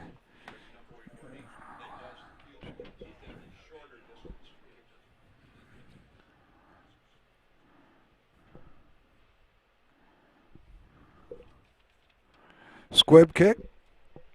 Going to be taken there in the middle. Numbers going to get the ball.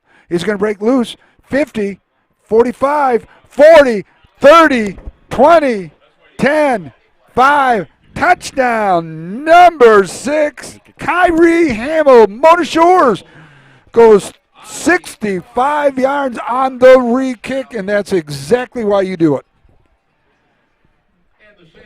Let's take a look at the Lake Michigan Insurance instant replay real quick. The breakaway, he just basically ran right through them all.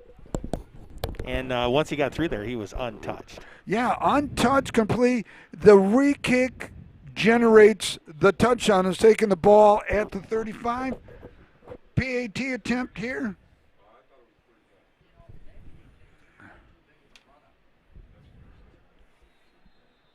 Once again, we're going to be looking at the success of this extra point here, a struggle that the Sailors have been faced with over the course of the last several attempts of extra points over several games. And this one looks pretty solid. 11:49 third quarter, Sailors on top 33-6. So the Sailors on top 33-36 early on here on the kickoff return in the second half. That's the advantage of getting the ball back first in the second half. Well, we're going to take a quick break. You can take it with us. Sailors up 34-7.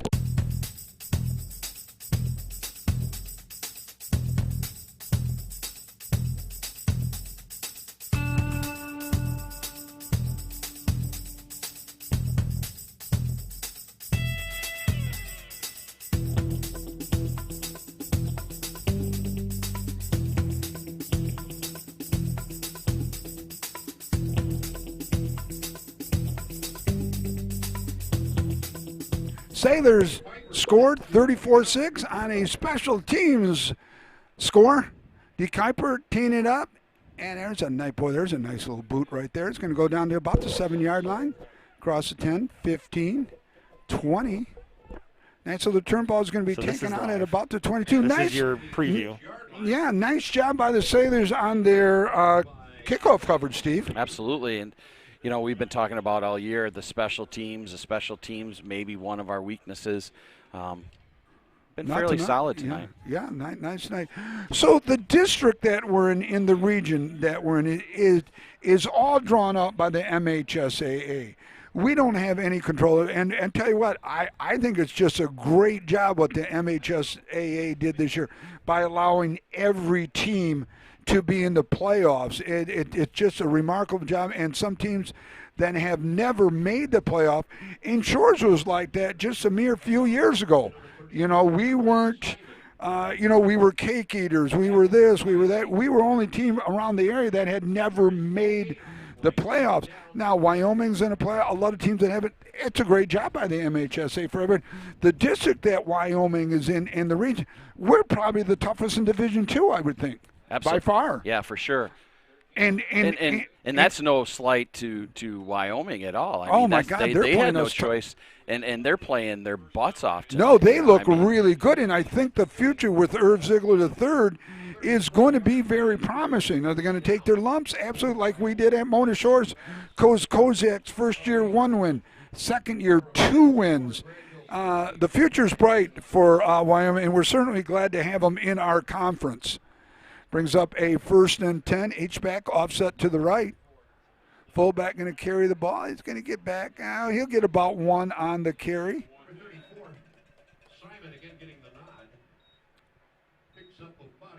So what do you think Coach Koziak said, Steve, in the locker room? You pretend you're being Coach. Let's rephrase it. What would you have said to the kids, Steve? Well, I'm going to say what I think Coach Koziak said. Okay. It's probably the same thing, but I think he said, you know what, the first half is done with. You got to come out and play. And I think he probably had some choice words for them, and I don't blame him. But I think he needs to say, the playoffs have started. You need to buckle down, focus, and start playing. There might not be a tomorrow, whether it's because of the playoffs, whether it's because of COVID. You have to come out and play, and that I assume that's what the talk centered around. I'm sure there was other few details that we can't I'm leaving out. Yeah. No, and he's real big on saying nothing is guaranteed in life, and in this day and age with COVID, absolutely another game may not be in the works. Quarterback scramble is going to be tackled by that interior of the Sailor defense. That defense, I tell you what's changed around a little bit, but I tell you what, they're as steady as ever. Mario, Cavanagh, Sandberg, and White linebackers, Johnson, Lenarowitz, and Humphreys, Farnham, Rose, Hamill, and Pierce. Brings up 2nd down 13, 10 minutes remaining here in the 3rd quarter. District 1, Region 1, the defense of the Division II state title in hand right now. Fullback going to carry the ball. He's going to tiptoe. He's going to get a couple yards back. It's going to bring up a 3rd and long. The money down coming into play right now. Steve, got any scores, any updates that you can share with us right after this? Yeah, right after this. Yeah, why don't we get those in there? We can let people back home or wherever and however you are listening to us. We want to thank you for allowing us to be part of your lives, even if it's just for a short period of time. 3rd and 12, ball's right at the 50. Wolves back to pass. Got a receiver open down the middle. It's intercepted by Lenarowitz. Lenarowitz across the 45, 50, 40. He's going to be run out of bounds at about the 35-yard line. I think that's, is that Lenarowitz? I think so. Lenarowitz getting in his first interception. The junior, Mike linebacker, gets a nice pick. It's going to give the Sailors short real estate within the Wolves territory. So it's going to be 1st and 10. Jeffley Lenarowitz, all of 6'2". And he that might have been a slight halftime adjustment by Coach Check, that the linebackers dropping a little bit deeper on the passes. Because they haven't thrown any underneath routes. And they haven't thrown any, and maybe loosening them as well. Not only dropping deep, but just loosening up on 3rd and long. 1st and 10, ball at 35, 9-10 remaining, base formation. Fake toss, as Coach Kozak has done in the past. Wide open, number 4, touchdown, Mona Shores on the turnover. Gary Humphreys, as Coach Kozak traditionally does. Hey, you turn it over, you got to pay the price. Let's go to the Lake Michigan Insurance Instant Replay on that one. Again, Brady Rose floats it perfect over the shoulder on the run in the end zone for 6. Boy, is that trademark Kozak or what? Well, I tell you what, you're going to turn it over on me. You're going to pay the price because I'm going to stick the dagger in you. And he did, and a well-orchestrated play. After the interception by Lenarowitz, the PAT attempt coming up. The all-exciting PAT attempt. There's a convincing look one. That one looked really good. Sailors, 9:04 remaining here in the score. Your score is 41-6. Steve, you got some scores for us, buddy. Yeah, so Caledonia Jennison, who's in our district, a little bit of a surpriser. Caledonia's 2-4 on the year. Jennison's 5-1. Caledonia's up 21-14. Wow. Muskegon Catholic's up big over Shelby, 62-zip. Montague final 75-0 over Hart. Lowell and Byron Center, both in our district, tied 28-28. Wow. Zeeland West is up big over Ottawa Hills, 60-6. Spring Lakes over Fremont, 35-0. Oak Ridge is up over Chip Hills, 33-0. Whitehall's won 46-8 over Fruitport, and the Granville score is final. Granville beat Grand Haven 61-26. Wow. Yeah, well, you know, a lot of those scores are big but not surprising when it's best versus, well, not best, record-wise, it's the best record versus the worst record. Yeah, and not saying the programs are the worst, they're just down this year. And I'm sure COVID has a ton to do with a lot of that stuff. Nice kickoff taken at about the 11-yard line. A little stutter step in there. And he's going to be tackled inside the 2. Now they're going to mark him right at the 20-yard line. 1st and 10 Wolves at their own 20-yard line. 8:50 counting down. Hey, we're in a running clock situation. Up by 35 exactly. So we're in the proverbial running clock. Not the super duper, as Howard Clark calls it, running clock. But it is a running clock.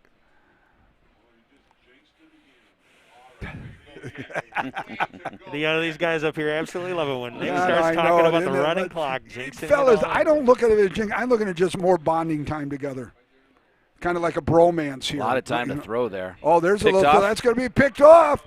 He's got room, too. Yeah, Brady Rose got the convoy going downside. He says, forget the convoy. I'm just going to take it down myself. Brady Rose with the pick 6. No flags on the fin. That Swiss Army knife comes back on the defense. The score, 6 more. Wow. Ball, Berg had all kinds of time to throw the ball. Yeah, he just did. Underthrew it a little bit, and Brady was able to step in, and you could see right away it was almost like a natural wall was set up on the sideline for Brady to run up. Yeah, but Brady just kicked it into overdrive, just went right by the wall right there, though. And on interceptions, it's kind of cool because you go from a defensive player to an offensive player, right. So then you kind of go what we call headhunting to try to get those blocks, and it's pretty cool. Yeah, but nice job. Coach Chuck's got to be happy.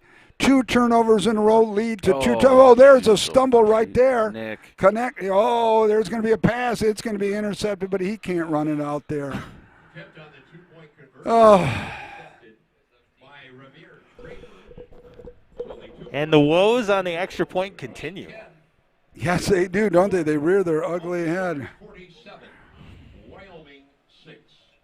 But that running clock is still intact, everybody. Not only is it intact, but I've decided to add just a little padding for everybody down there, for the fearsome foursome down there.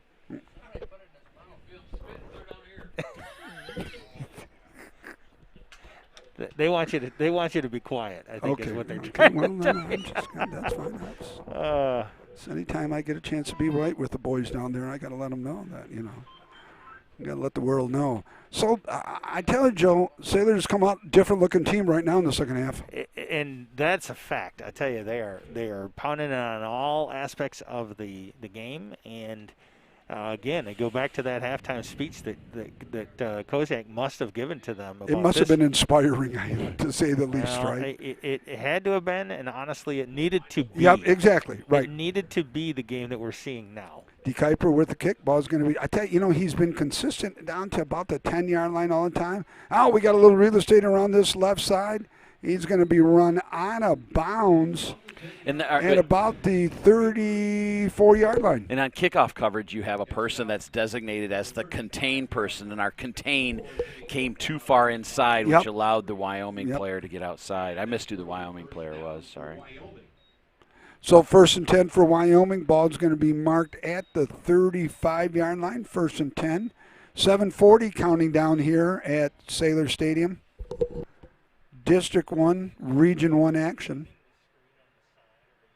4-2-5 look. Fullback going to get the ball off that right side. He's going to be tackled again after a gain of about 2.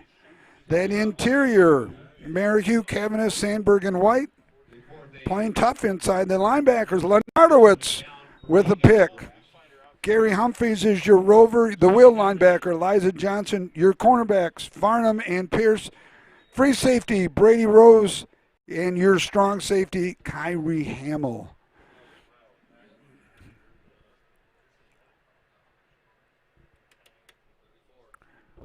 Fullback, Kendon Ball. He's going to get some good yardage. Good run up front there. Nice blocking by the Wolves up front.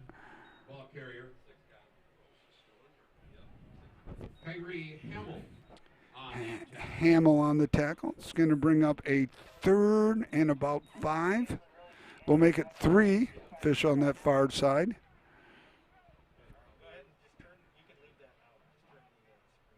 Hard count. Fullback going to get the ball. He's not going to get much. He may get back to the initial line of scrimmage.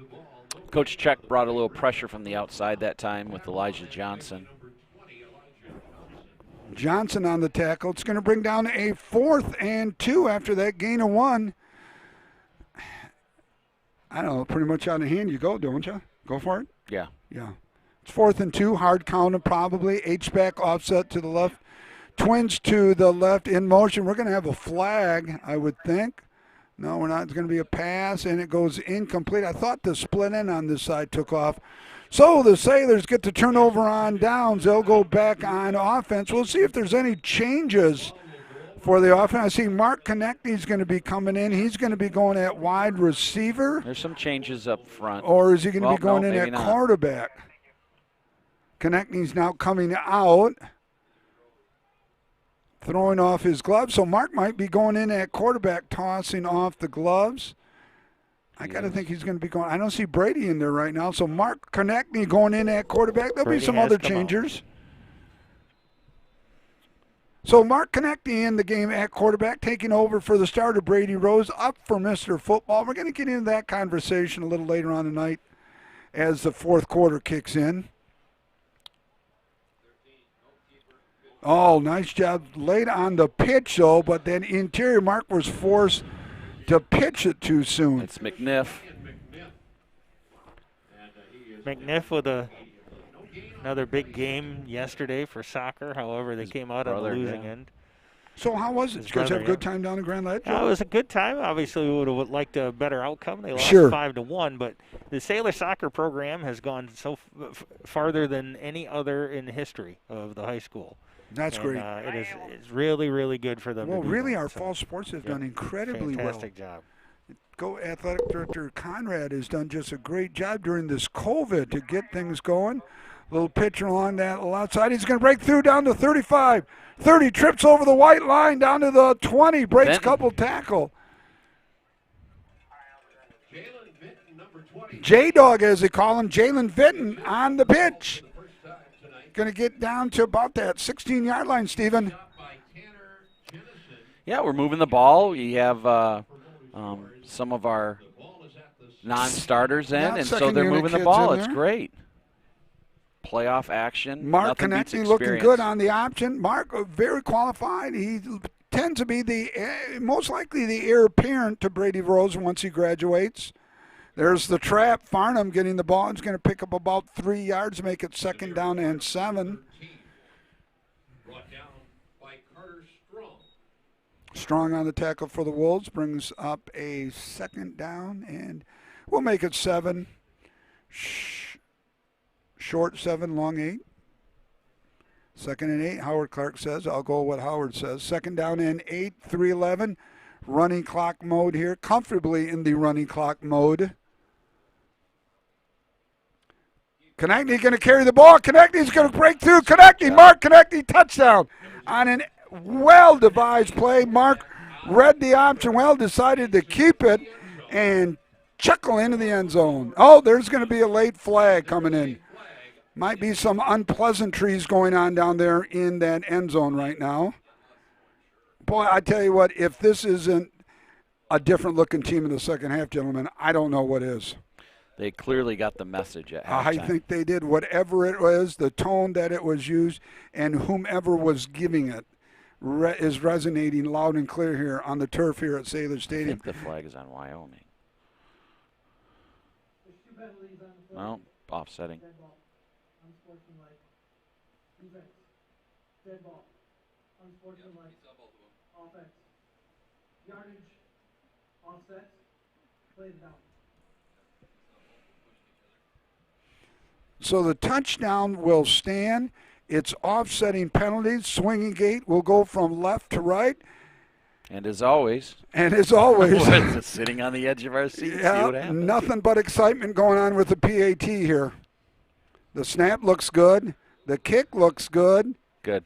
And the officials say it's good. Good. So Sailors 2:59 comfortably up 54-46. We got 2:59 counting down.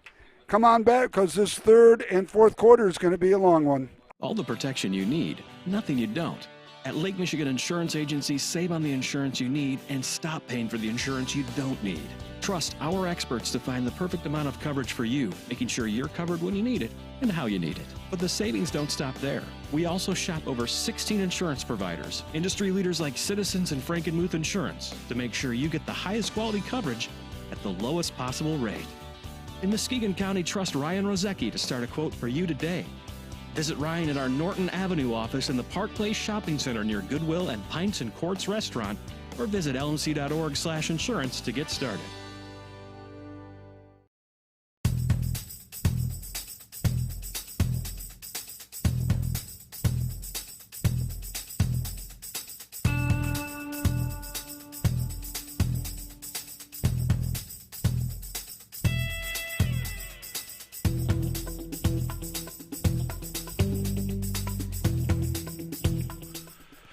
Want to welcome them back. Sailors up 54-6 after that touchdown. I tell you what, if you were just tuning into the game right now and heard 54-6, you go, blowout. Not how the game has been played. It's been a blowout in the second half. Yes, but overall, in totality. DeKuyper with the kick, tanking at the 20. Going to be tackled at about the 29 after that 9-yard return, so it'll be 1st and 10 for the Wolves. Running clock situation here at Sailor Stadium. The winner of this game, and it looks like Mona Shore. Steve, we got any idea who we're going to be facing next week? Let's get Forest Hills Central or Forest Hills Northern. One of the Forest Hills, but that game will be here, correct? We're home next week, right, Joe? We should be, yes. Yeah, yes. Okay.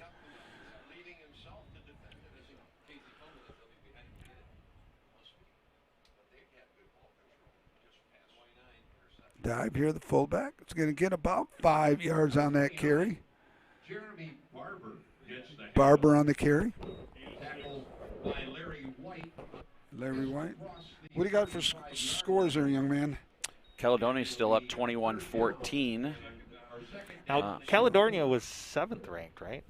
Are they the lower ranked of the two? Caledonia's lower ranked, Yeah. They were 2 and 4, I believe. Big school, too. Because now, we used to play them during the regular season a few years ago when Matt first got here. The Scots of Caledonia. It's changed just a little bit. They are now in the red. We're now in the black, in the green. In the green. Yes. Thank you for correcting me. Yeah. And the black is now defunct. So, all kinds of changes. Nonetheless, we are conference champions.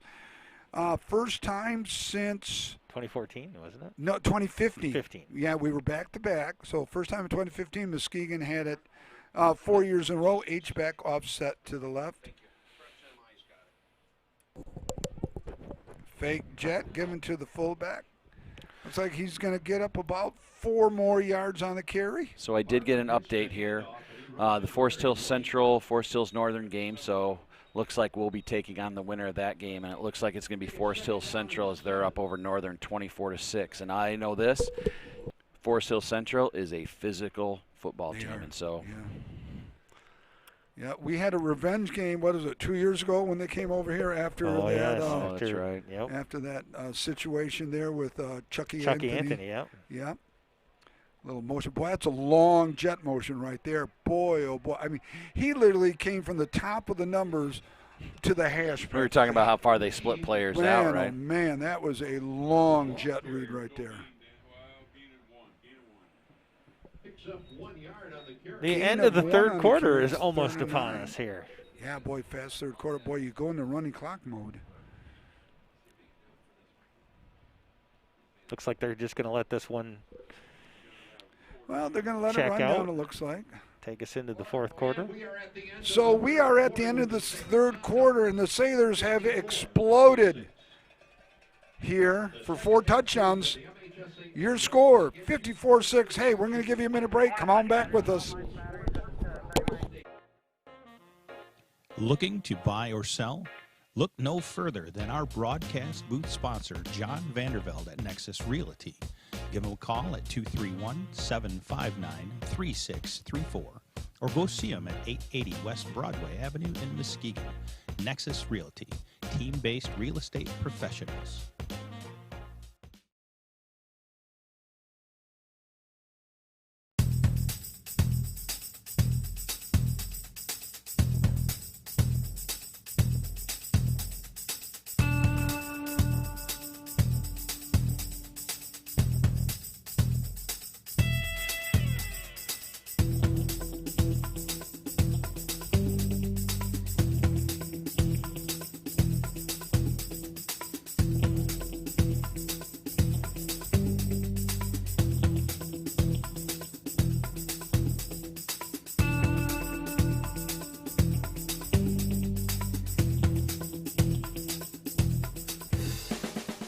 To quote Connor Fritz, Operation Stay Alive is live and well here at Mona Shores. Looks like we're going to be alive for another week here. And I tell you what, Connor, you're sitting down there. That's a great quote, though, Operation Stay Alive. I think that's pretty clever. I'm impressed.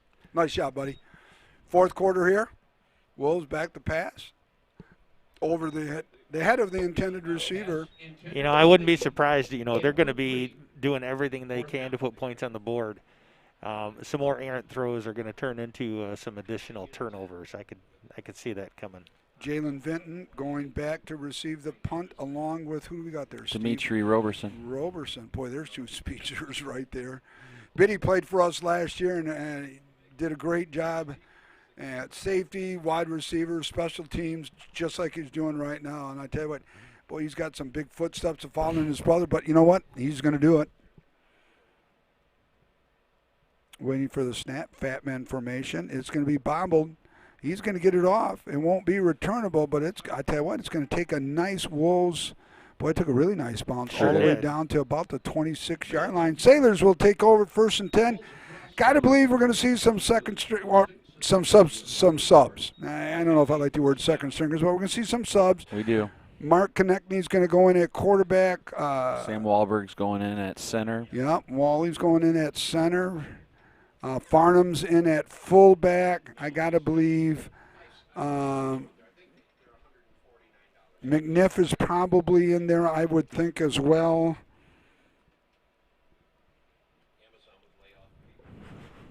Just trying to look and see who else. Biddy's still in. Base formation for Konechny. Farnham in at fullback. 4-man front for the Wolves.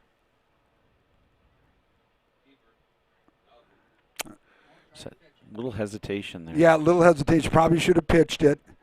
But a little hesitation. Again, Mark's going to get some experience. He's going to be well-groomed. Question for you, gentlemen, particularly you, Coach. Is there value to leaving some first string and bringing some substitutes into play so that they get a little bit of cohesiveness developed if they ever do have to do the next man up next, Yeah, there is. I think, though, being up 54-6 like that, I would get all of my first strings out right now. I don't think I would risk an injury at this point if I was, if this was my JV team down there. I'm going to play as many kids as I can just so they can get experience, as well as saying, because right now a lot of these Konechny's going to carry the ball. Mark's going to get a nice. Vinton, I'm sorry, on the carry. A lot of these 10th graders pretty much just, holding the dummies, doing this, a lot of scouting. Boy, here's their chance to shine right now, knowing that the varsity coaches, they're varsity players right now. They're not my kids anymore. They're varsity. They got to show them what they got. Right. Get those kids in there. That's how I would do it. And you don't know if you're going to have another game like this where there's a chance for those kids to get into the game and say, hey, I played in the playoffs. You know? I mean, exactly. That's cool, man. I mean, I can never look back and say I played in the football playoffs. I know that. Yeah, that was exactly. Well, not only Steve, and that's a great point. Is you don't know in this day and age. Are we going to have practice tomorrow? Are we going to have anything because of COVID? But to say that you played in front of your mom, your dad, grandma, and whoever in a playoff game, you're the defending state champ. A lot of these kids went for the ride last year. Now they're getting playing time. That's priceless. The shore sideline continues to social distance. Boy, you're not kidding. And Coach is going to look at this and see who is and who isn't. Now, the only time you're not going to social get another distance shot of that. is going to be down here in the tent to look at film. But Kimmin doing a great job right there. Getting there. Kimmin, thank you very much. Great job up there. I know that you're cold, brother. Hang in there. And we got Johnny, and Johnny's out there in the elements. Connor's decided to come in. I'm not sure why. Why is Connor inside here? Connor is learning a little bit of the tricks of the trades on the electronics here. So he's doing a good job. Yes, he is. Glad to hear him. 21-14.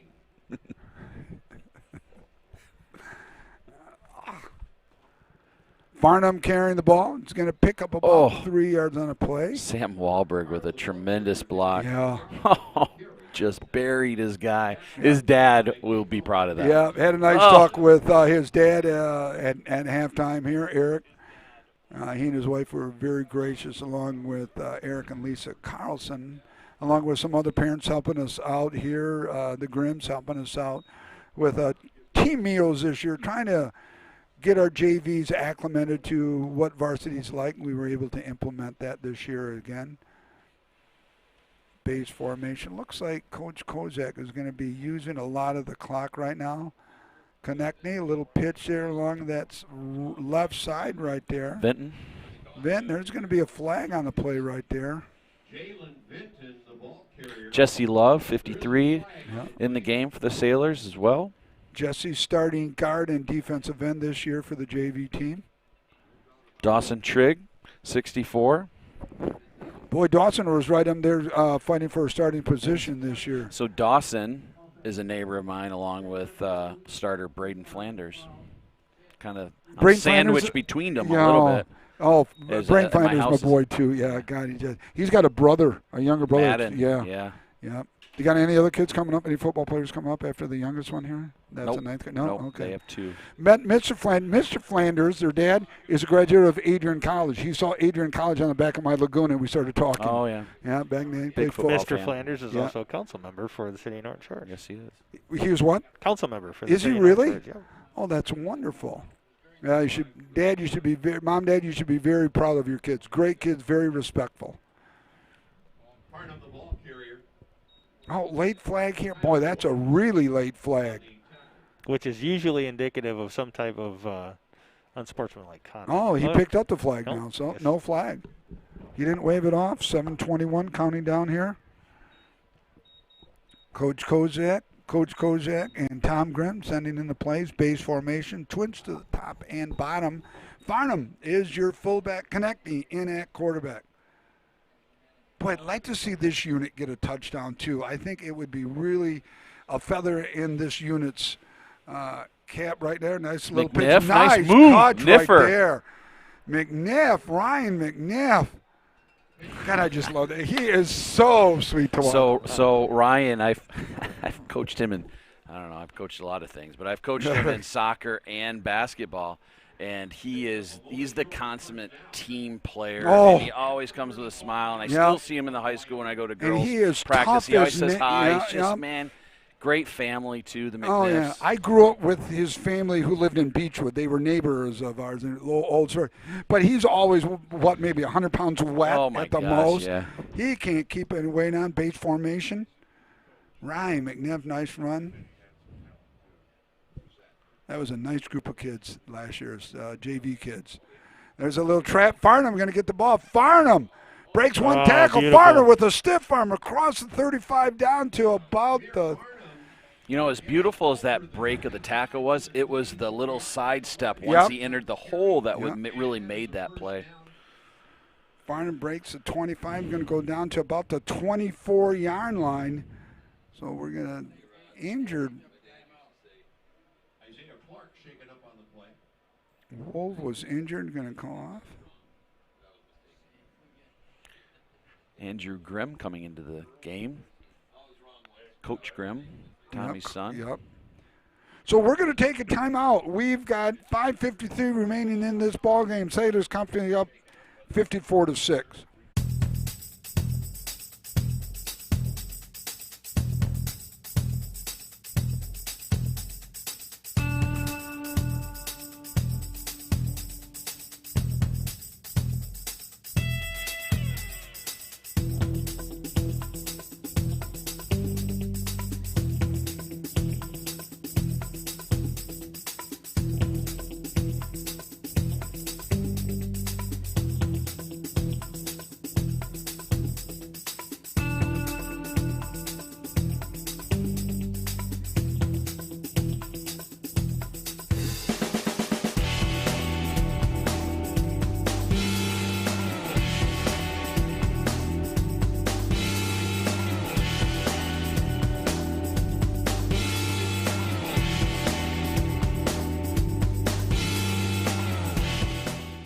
Want to welcome back everybody. Hope you had a good one. Hey, big win for Lowell.